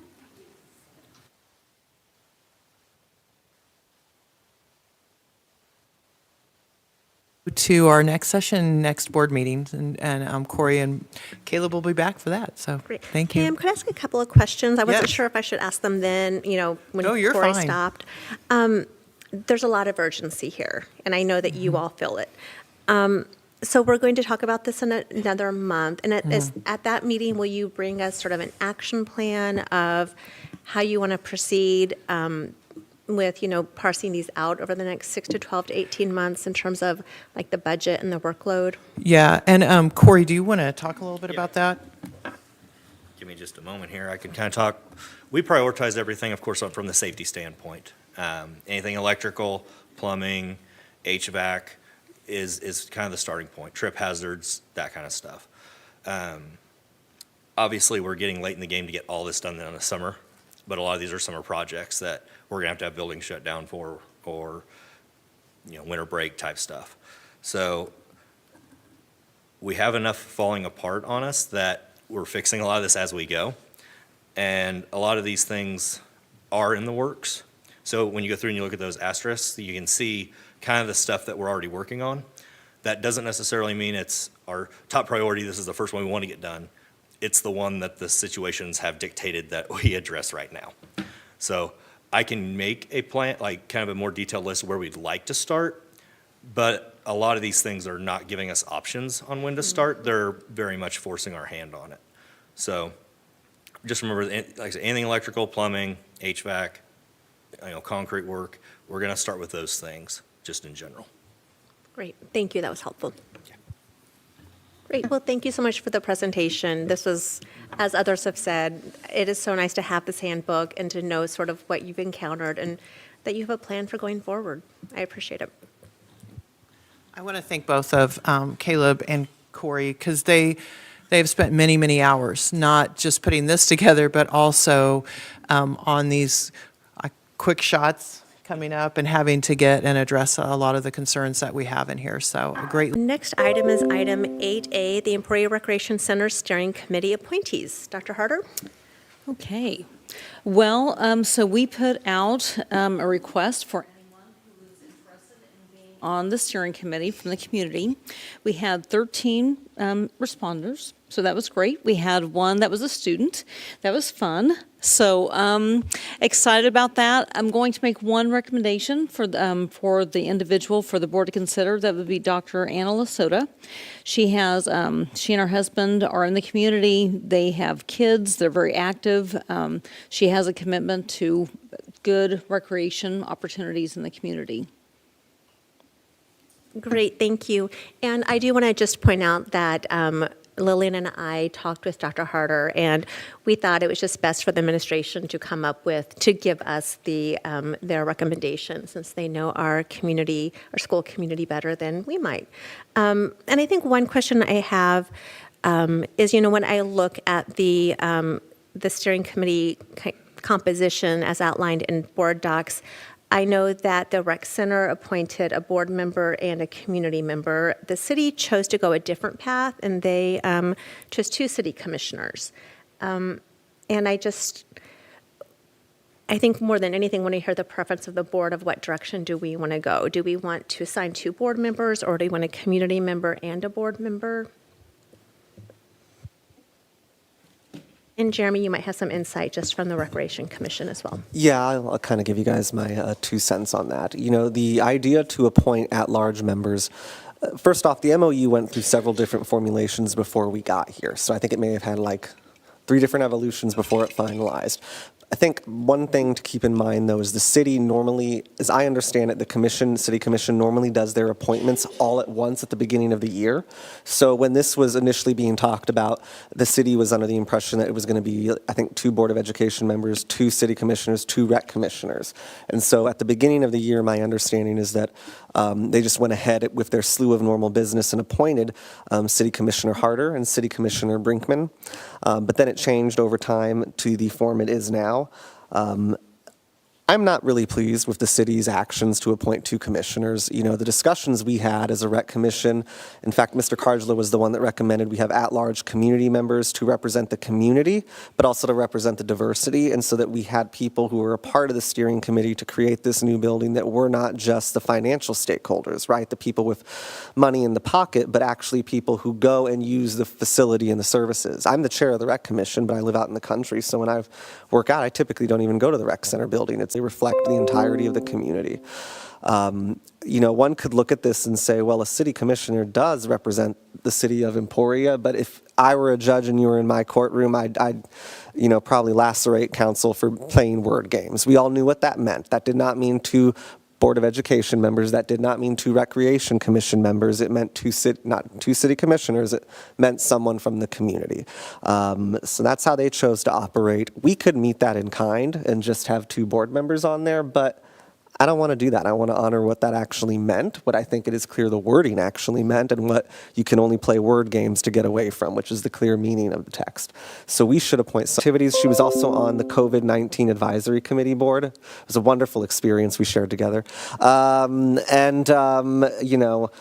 partial to her because her husband is my doctor, but they are both very engaged in the community. I know I see Dr. Ryan at games often after work, volunteering is to be the physician on site if something were to happen, and I think she'd be appropriate. So I'm disappointed in how the city responded to that because I think that's political gamesmanship, but I think Anna Lasota, would be a wonderful addition. And just to advise everyone, the reason I took my name out of consideration for this is because of my relationship with Mrs. Brinkman through Southwick House, which I'm the board president of. She's our executive director. She's, my subordinate, and so I feel like it would just be nicer to have some professional distance. And I already do a lot, and so I figured it was a good opportunity for one of you guys to get involved and get engaged. But no, we should appoint Dr. Lasota. That's my TED Talk. Great, thank you. Other comments, questions? And I would agree with you, Jeremy. I think we should honor the spirit of the MOU. So, Okay, so we have an appointment for, which we'll take a motion on for our. Oh, wait, who's the board member? That's why I was getting ready to Okay, move over sorry. to that. Yeah, so we did ask Casey if she would, to send an email asking if any board members would like to serve in that role. And Lillian and I volunteered and Lillian volunteered. And we played Thumb Wars earlier and I won. So we agreed that I would be more than happy to serve on this, but if there's other members who would like to serve, I would be happy to step aside in favor of them. Just make eye contact with me and I'll know your answer is yes. And everyone looks away. I'm okay. I'm okay. I'm okay. All right, hearing. I do want to say one more thing. My mother, who I lost almost a year ago, was a member of the rec board, and she was a rec major at ESU, and I know she would fully support our decision tonight. So we're staying true to who we are, what the MOU says, and so I'm very proud of us. Oh, I love that, Leslie. Thank you for sharing that. Before I make a motion, the 3 at-large, or the ex officio. So those would be staff members. So 2 of them, Lee Baldwin and Tel Kirk, had both applied to be on the steering committee. I had reached out to both of them. They both agreed that they would be willing. Randy Wells had, when we were first talking about moving the track equipment from where it's at the tech college over to between the high school and the middle school, he had just volunteered. He was asking about the rec center. So he would be the 3rd one. So who would be, and I've explained to them that they would not be voting, but they would be giving opportunities for input and attending meetings. So I'm going to include them in the motion as the ex officio members. So I'm probably going to turn to you and be like, can you say their names again? Okay. So I move that we appoint Jamie Reaver and Dr. Anna Lasota to the Emporia Recreation Steering Committee, and that we appoint 3 ex officio members who shall be Tel Kirk, Lee Baldwin, and Randy Wells. That's my motion. Second. We have a motion and a second. Please cast your vote.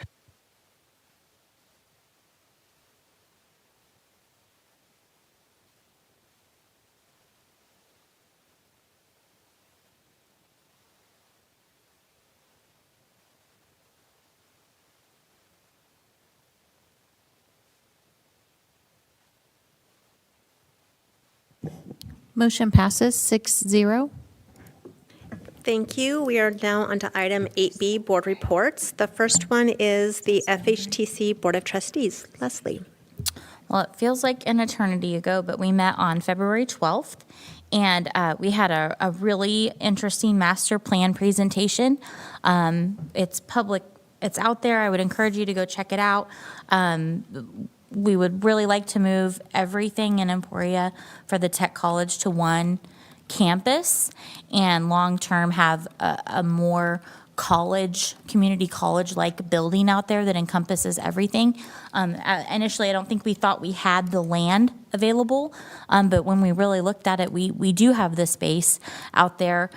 So it's really exciting to see where the tech college could go here over the next few years. Had a really great program highlight from the dental hygiene program. Some higher learning commission feedback on our big report that we turned in. And then, of course, just like in banking, you're always preparing for your next audit or examination. So we have that again coming up soon. What else? It was a good meeting, as always. Great. I can't believe you neglected to mention that Penny Prom paid a visit to the tech college and really showed the highlights of the school. That was a lot of fun. Okay. Jeremy, Emporia Recreation Commission. Well, kind of jumping with the steering committee discussion, I think the rec center is going to try and work with KVOE to get some radio coverage about the steering committee and its process as it goes on to kind of keep the community advised. So I'm looking forward to that. We also have the 5A state basketball championship that's going to come up soon. One thing, though, that was cool that I'll just leave with was there was the Kansas State Parks and Recreation Conference, and one of the things that our staff was able to review and get some training on was some sort of software. It was like an economic impact calculator, which was really cool because then you could actually say, hey, when we have this basketball tournament in Emporia that lasts all weekend, I don't know how the formula works. It's software, it's magic math, someone else programmed it, but they can actually put the information in to say, we estimate that this has had this dollar amount of economic impact in our community, which I thought was really cool to be able to not just see what the rec center offers in terms of our programming, but actually to be able to see what it kind of offers the community on a more basic monetary level and just how much of an impact that makes. So that's my update. Thank you. And Dr. Harder asked me to mention that last week I was invited to attend a community action summit at the White House. And it was really exciting to talk about things that were impacting folks in Kansas. And so individuals from Oklahoma, Missouri, and Kansas were there, and the NEA presidents from each of the states were also there, and so we talked a lot about education. So the White House talked a lot about learning loss. They talked about ESSER funding. We talked a lot about electric buses, which was a lot of fun, but it was really an honor to be there and to represent the school district. And the next item is item 9A, Emporia High School Roof Project 2024 contractor selection. And Mrs. Pam Strathan is back to explain that. Back on roofs. Just to share with you, what you have in front of you is on February 20th was when we opened the bids for the roof. Remember, there was 3 phases of the high school roofing project. 2 and 3 were done last year, and I call it F3, but it's really F1, but we are in the 3rd project for that. So you can see there where the bids came in. JR and Company were the bid that was selected out of that, and it also included the alternative, which is good because on the alternatives, that's going to give access now to all of or not all of them, but the majority of those roofs were now. If you saw the pictures ever of that, there's just ladders that have been up there for a long, long time. So it's going to help give access to where they can maneuver around on those roofs better. So that's the bid for $867,000, and that was also in Corey's report. Couple questions, just for my information. Where are they out of? Do you know? Corey, do you know where they're out of? Kansas City? Yeah. Okay, on that. And then have we used them before for anything? Phase 1, so. Okay, all right, thanks. Yeah, I know. Yeah, just kind of like Jen said, just so it does say Lenexa at the bottom of their letterhead. So they are at least in Kansas. Yes, there we go. Instead of Missouri. Yep. Do we have any other questions, comments? Great, this is an action item. I move to approve JR & Co. Inc. as the contractor for bid number 283, Emporia High School roof replacement, area F1 as submitted.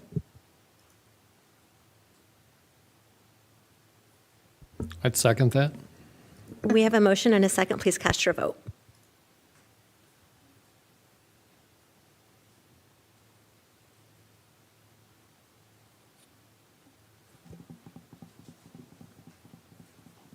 Motion passes 6-0. Thank you.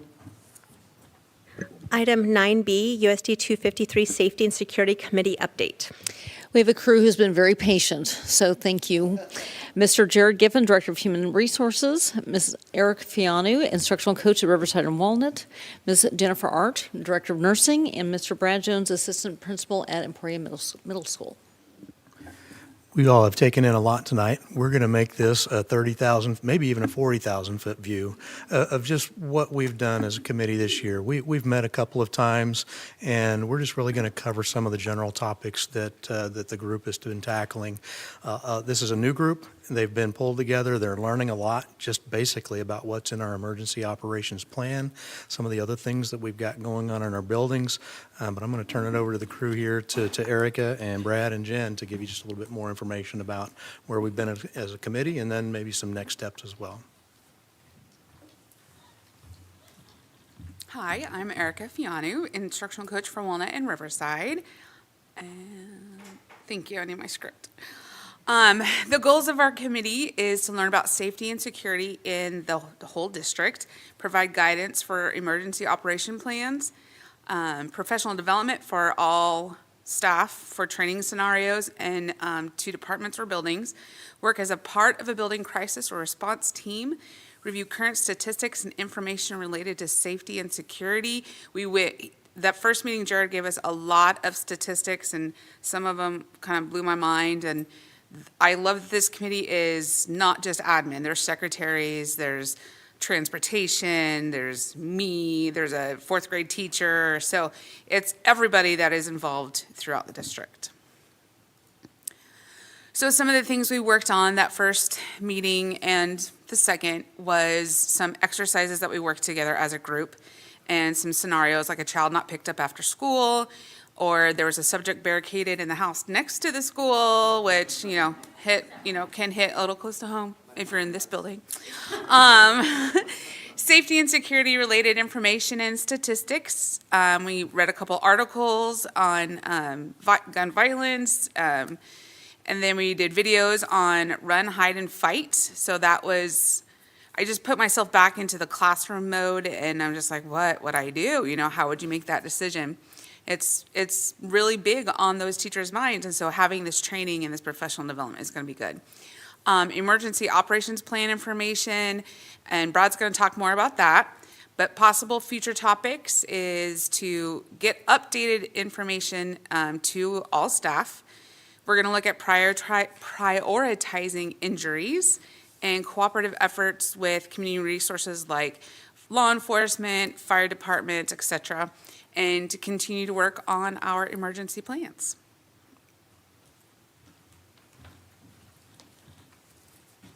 I'm Brad from the middle school. How you doing? Hey, so we talked about our 3 types of hazards, the one that people cause, the physical, plant, technology, and our natural disasters, and kind of look through those, kind of deep dive into what was in there, what were we missing, what did we need to rebrand or rename, kind of like some of the shelter-in-place things we needed to update, as well as our earthquake procedures.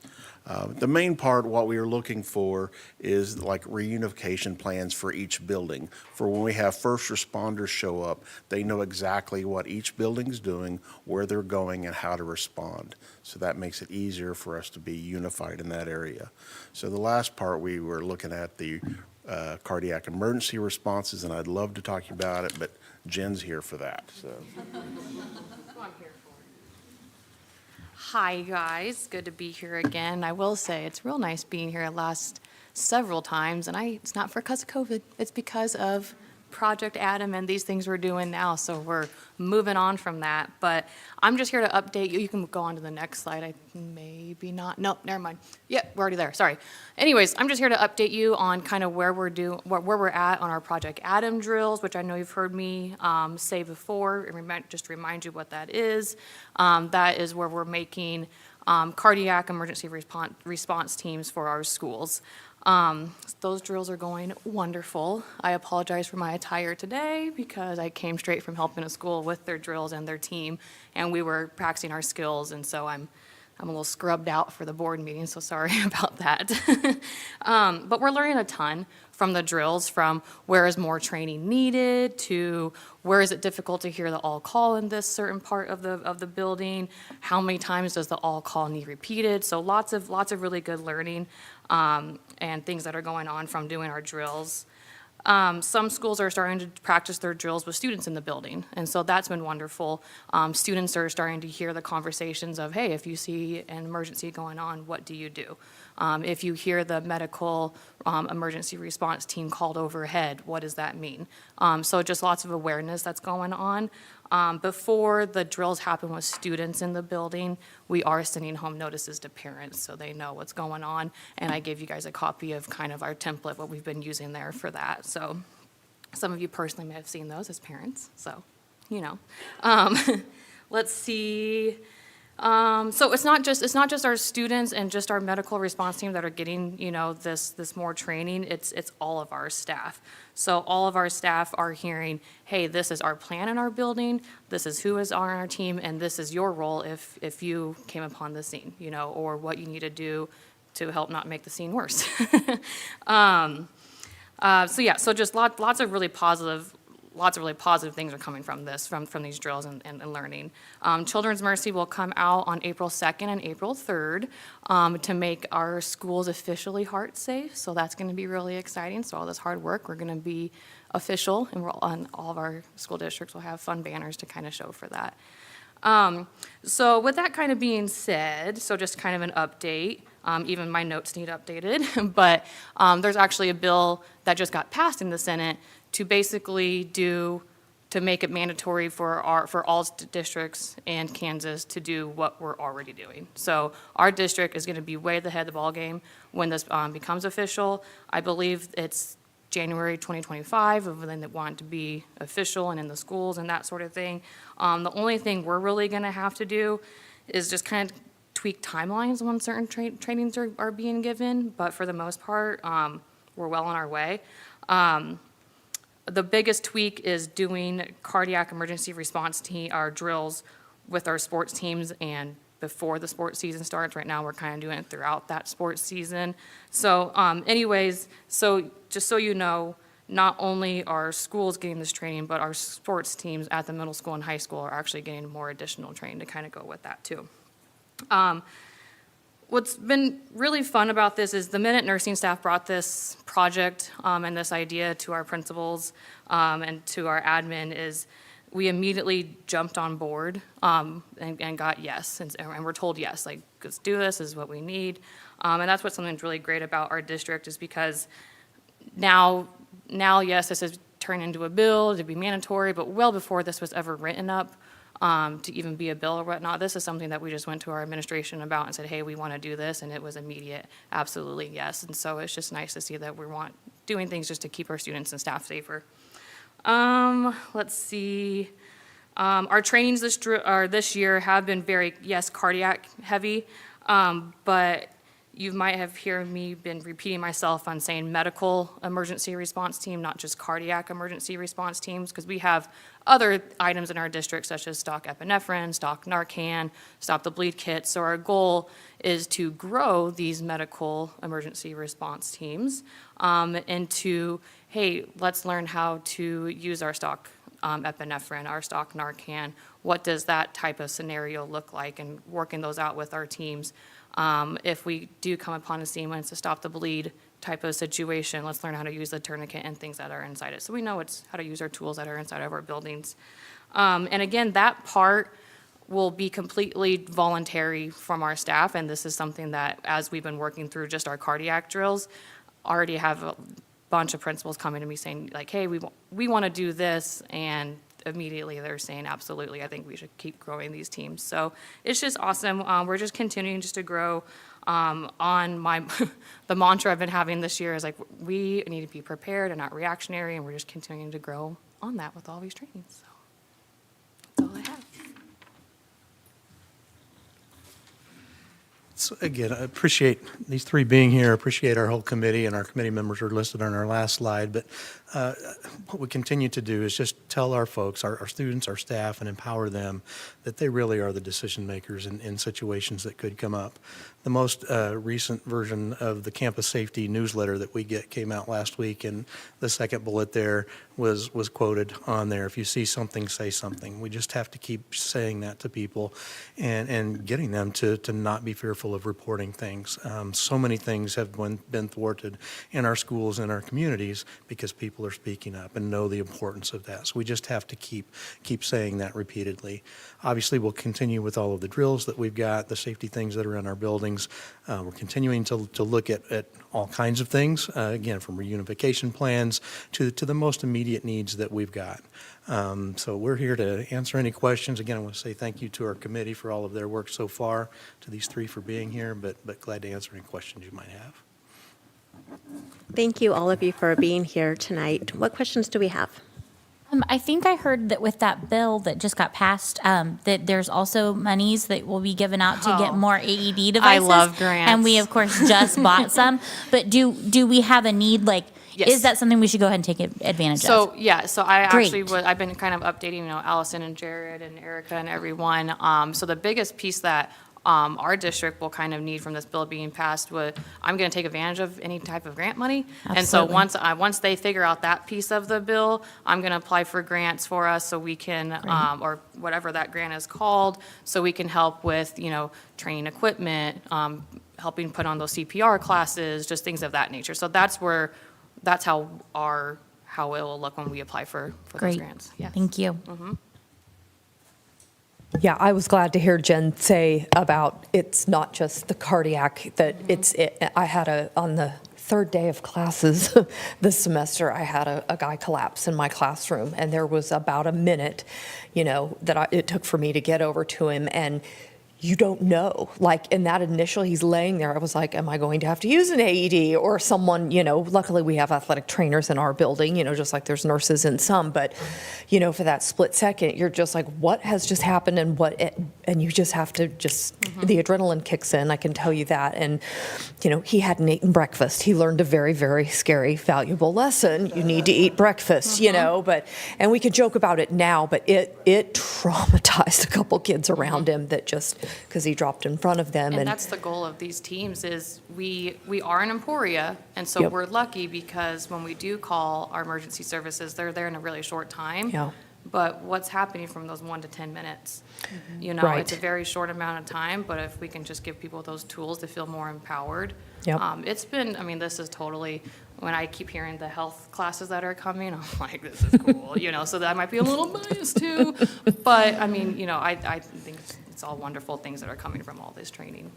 Yeah, and then the other thing relating to that last slide that Jared did, the incident that took place on Super Bowl Sunday at ESU with the rec building, a lot of parents, a lot of workers where I am just talking about, we talk a lot about scenarios with guns and knives and, but that just illustrates anything can be used as a weapon, including vehicles, which almost everybody has access to. And, in that incident, no one was in that building, no one pedestrians, but that, and we had a high-speed chase down 6th Avenue yesterday. We all got notified about that. And it's just like, you just realize so much can happen with pretty much anything that people use. And we have to be ready. So thank you guys for all the information.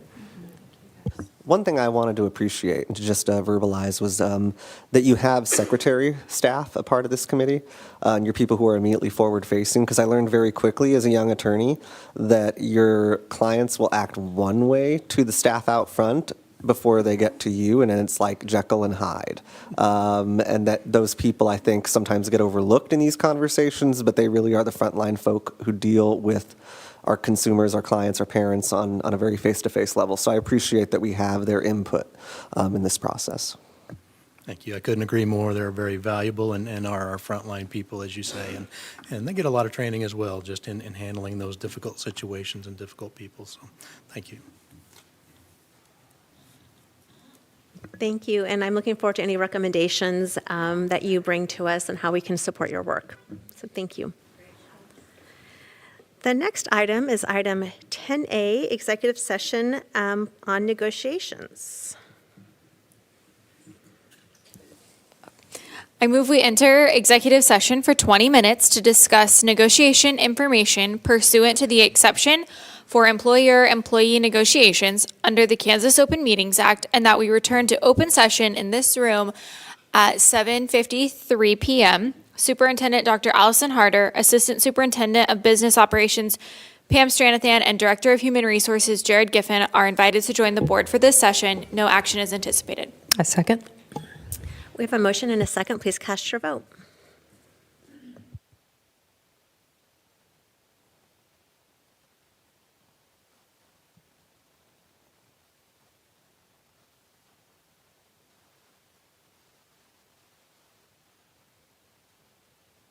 Motion passes 6-0.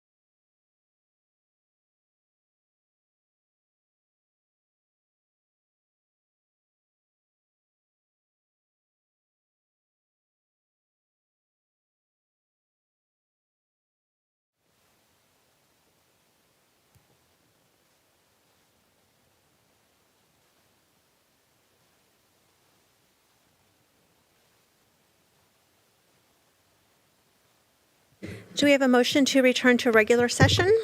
So moved. Second. Sorry. We have a motion and a second. Please cast your vote.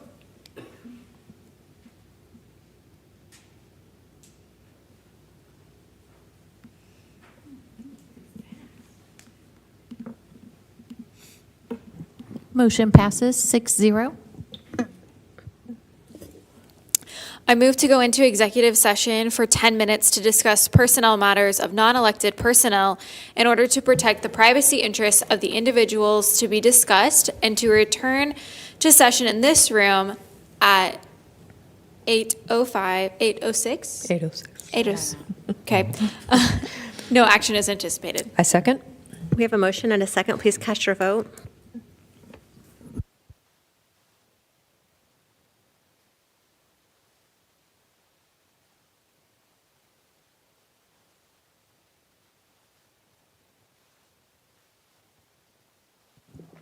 Motion passes 6-0. Also, an update of the halftime score is 38-20, Emporia.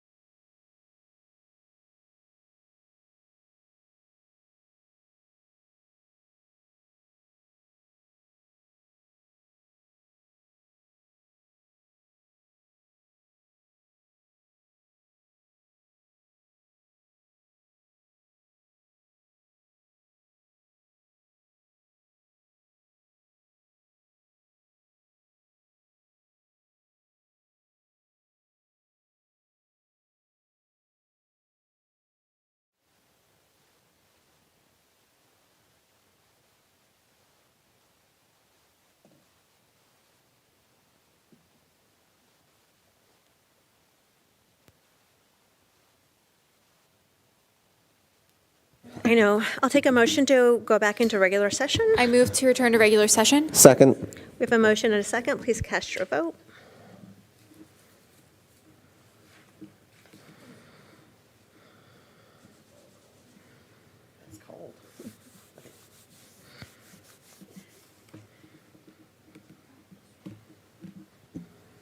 Motion passes 6-0. Item 11A, district highlights. Okay. And I know that I am between you and a basketball game. So, Public Schools Week is this week. I'm sorry, Leslie. Oh, okay. So take my time. Okay. Well, I did write this thinking, okay, I know that I'll be the last thing. So when I went to the Association of School Superintendents, getting my weeks mixed up, week before last, had really, really great information. So a lot of that was talking about increasing communication. I mean, there's nothing that's really new, especially for our food service, bus drivers, custodians, sub-teachers, really talking about how we can make sure that we're getting them all of the information that they need. Like this information that we talked about tonight would be really important to how do we help them understand, because they're out in the community. They're the ones that often parents are talking to. So how do we make sure that we're giving them the same message that we want them to deliver? So increasing our communication, solid onboarding of new staff members. We think about that at the beginning of the year, but especially throughout the year. And they also mentioned including board members, making sure that that's a smooth transition. As we're looking at data, finding that balance between lagging measures and what are more immediate. So we know that that has been a challenge for us. And when we have state assessments, how can we make an impact on those kinds of scores? Because those are lagging scores. Those are what happened the year before. But how do we really look at our more immediate data points? And then really hardwiring our systems, so really solidifying what we do in our systems, so when there is turnover, there's not as much impact, whether that's a board member, if that's an administrator, that the example that was given was talking about communication. Some of the things that we talked about tonight, making sure that that plan is a long-term plan. So like Corey mentioned, if there's something that happens, it's not just a one-year plan, it's not a Band-Aid, it's 5-10 years down the road. So really identifying what those areas are in our system to make sure that if we do have turnover, it just doesn't have as much of an impact. Also ensuring that we have really tight turnovers between grades. So our elementary buildings especially do a really nice job of transitioning between grade levels. And so they likened it to a healthcare system. And you have that team of healthcare professionals. How do we make sure that we're doing that for each of our students? As they're going through every one of those grades, how do we make sure that whatever plan they have, whatever supports they need, as well as what they need for enrichment or acceleration, that continues with the next teacher. And then a big conversation was marketing our district in different ways. That's something that people are dealing with across the nation, and so we're not alone. I felt lucky, though, as well, that we have a really great tight board, a tight community overall. We have different perspectives, but overall, we want what's best for our kids, and so that's something to be celebrated. I have been doing listening tours solo, and while I love my team, I'm kind of wish I would have started it earlier, because we're having really it has nothing to do with, but we're really having great conversations. Middle school had a conversation, and we talked about marketing. They had a lot of input, a lot of great ideas of things that we could be doing, really asking some of our parents to be more of our spokespeople, and also talking about how do we work with our students. And so one of the teachers that was there talked about how she was growing pipeline. We talked about sometimes students with behaviors can make the best teachers because they know all the tricks. So the teacher gave an example of how she had this student who was asking to be the teacher, and he had been causing some problems in the classroom, and so she was going to take a chance on him and said, okay, but you need to dress the part, you need to act the part. Came in, next class period, was dressed as a teacher, and then he was redirecting students that he would have been maybe kind of helping spur them on. So that was a really great conversation. William Allen White, that was yesterday. And we met for an hour and 15 minutes. In fact, I wasn't looking at the clock and I felt badly, but we just had a great conversation. We talked about the HMH resource, the math resource. They're so appreciative of having the resource and being able to, they really did, of course, implemented the resource with fidelity. So then they can go back and they can look at, okay, what are the standards that we're not hitting? Really solid. And that was one of the things they talked about was with the spiraling, they're hitting so many standards, but then when you look at the grade card, it's sometimes really hard to say they fully mastered a certain standard. So they're going to have those conversations in lead teacher meetings. Actually had one teacher who had taken a personal day come back for the listening tour. And so that was really helpful. She had a great story about the HMH resource, and she teaches kindergarten, and talked about the alphabet song and the different alphabet characters. And she said these songs are really annoying, but the kindergartners get them the first time. And so while it may be annoying to her, she's seeing great success in what's happening. And so there were just some different stories there. Using walls for teaching, walls that teach in kindergarten, and then in other grade levels too. It was a really great conversation. And then, as you know, we've been doing Good News Friday with KVOE. EHS submitted 11 different areas for which students have won awards or demonstrated high achievement. So I would just encourage you to listen to KVOE on Friday because I really don't want to take away what Dathan put in. There's really great stuff on Friday. Thank you. Thank you. And Allison, what time does our Good News segment run? It's right around 8 o'clock. Yeah, 8 o'clock, 8:15. Okay, great, thank you. Thank you so much. And the next item is item 12A, future board calendar dates. We meet on March 27th, April 10th, April 24th, and May at 6 p.m. for those school board meetings at Mary Herbert Education Center. And on May 1st, we have staff recognition at the Civic Auditorium at 5 p.m. Finally, item 13A, a motion to adjourn the meeting. I move for adjournment. Second. We have a motion and a second. Please cast your vote.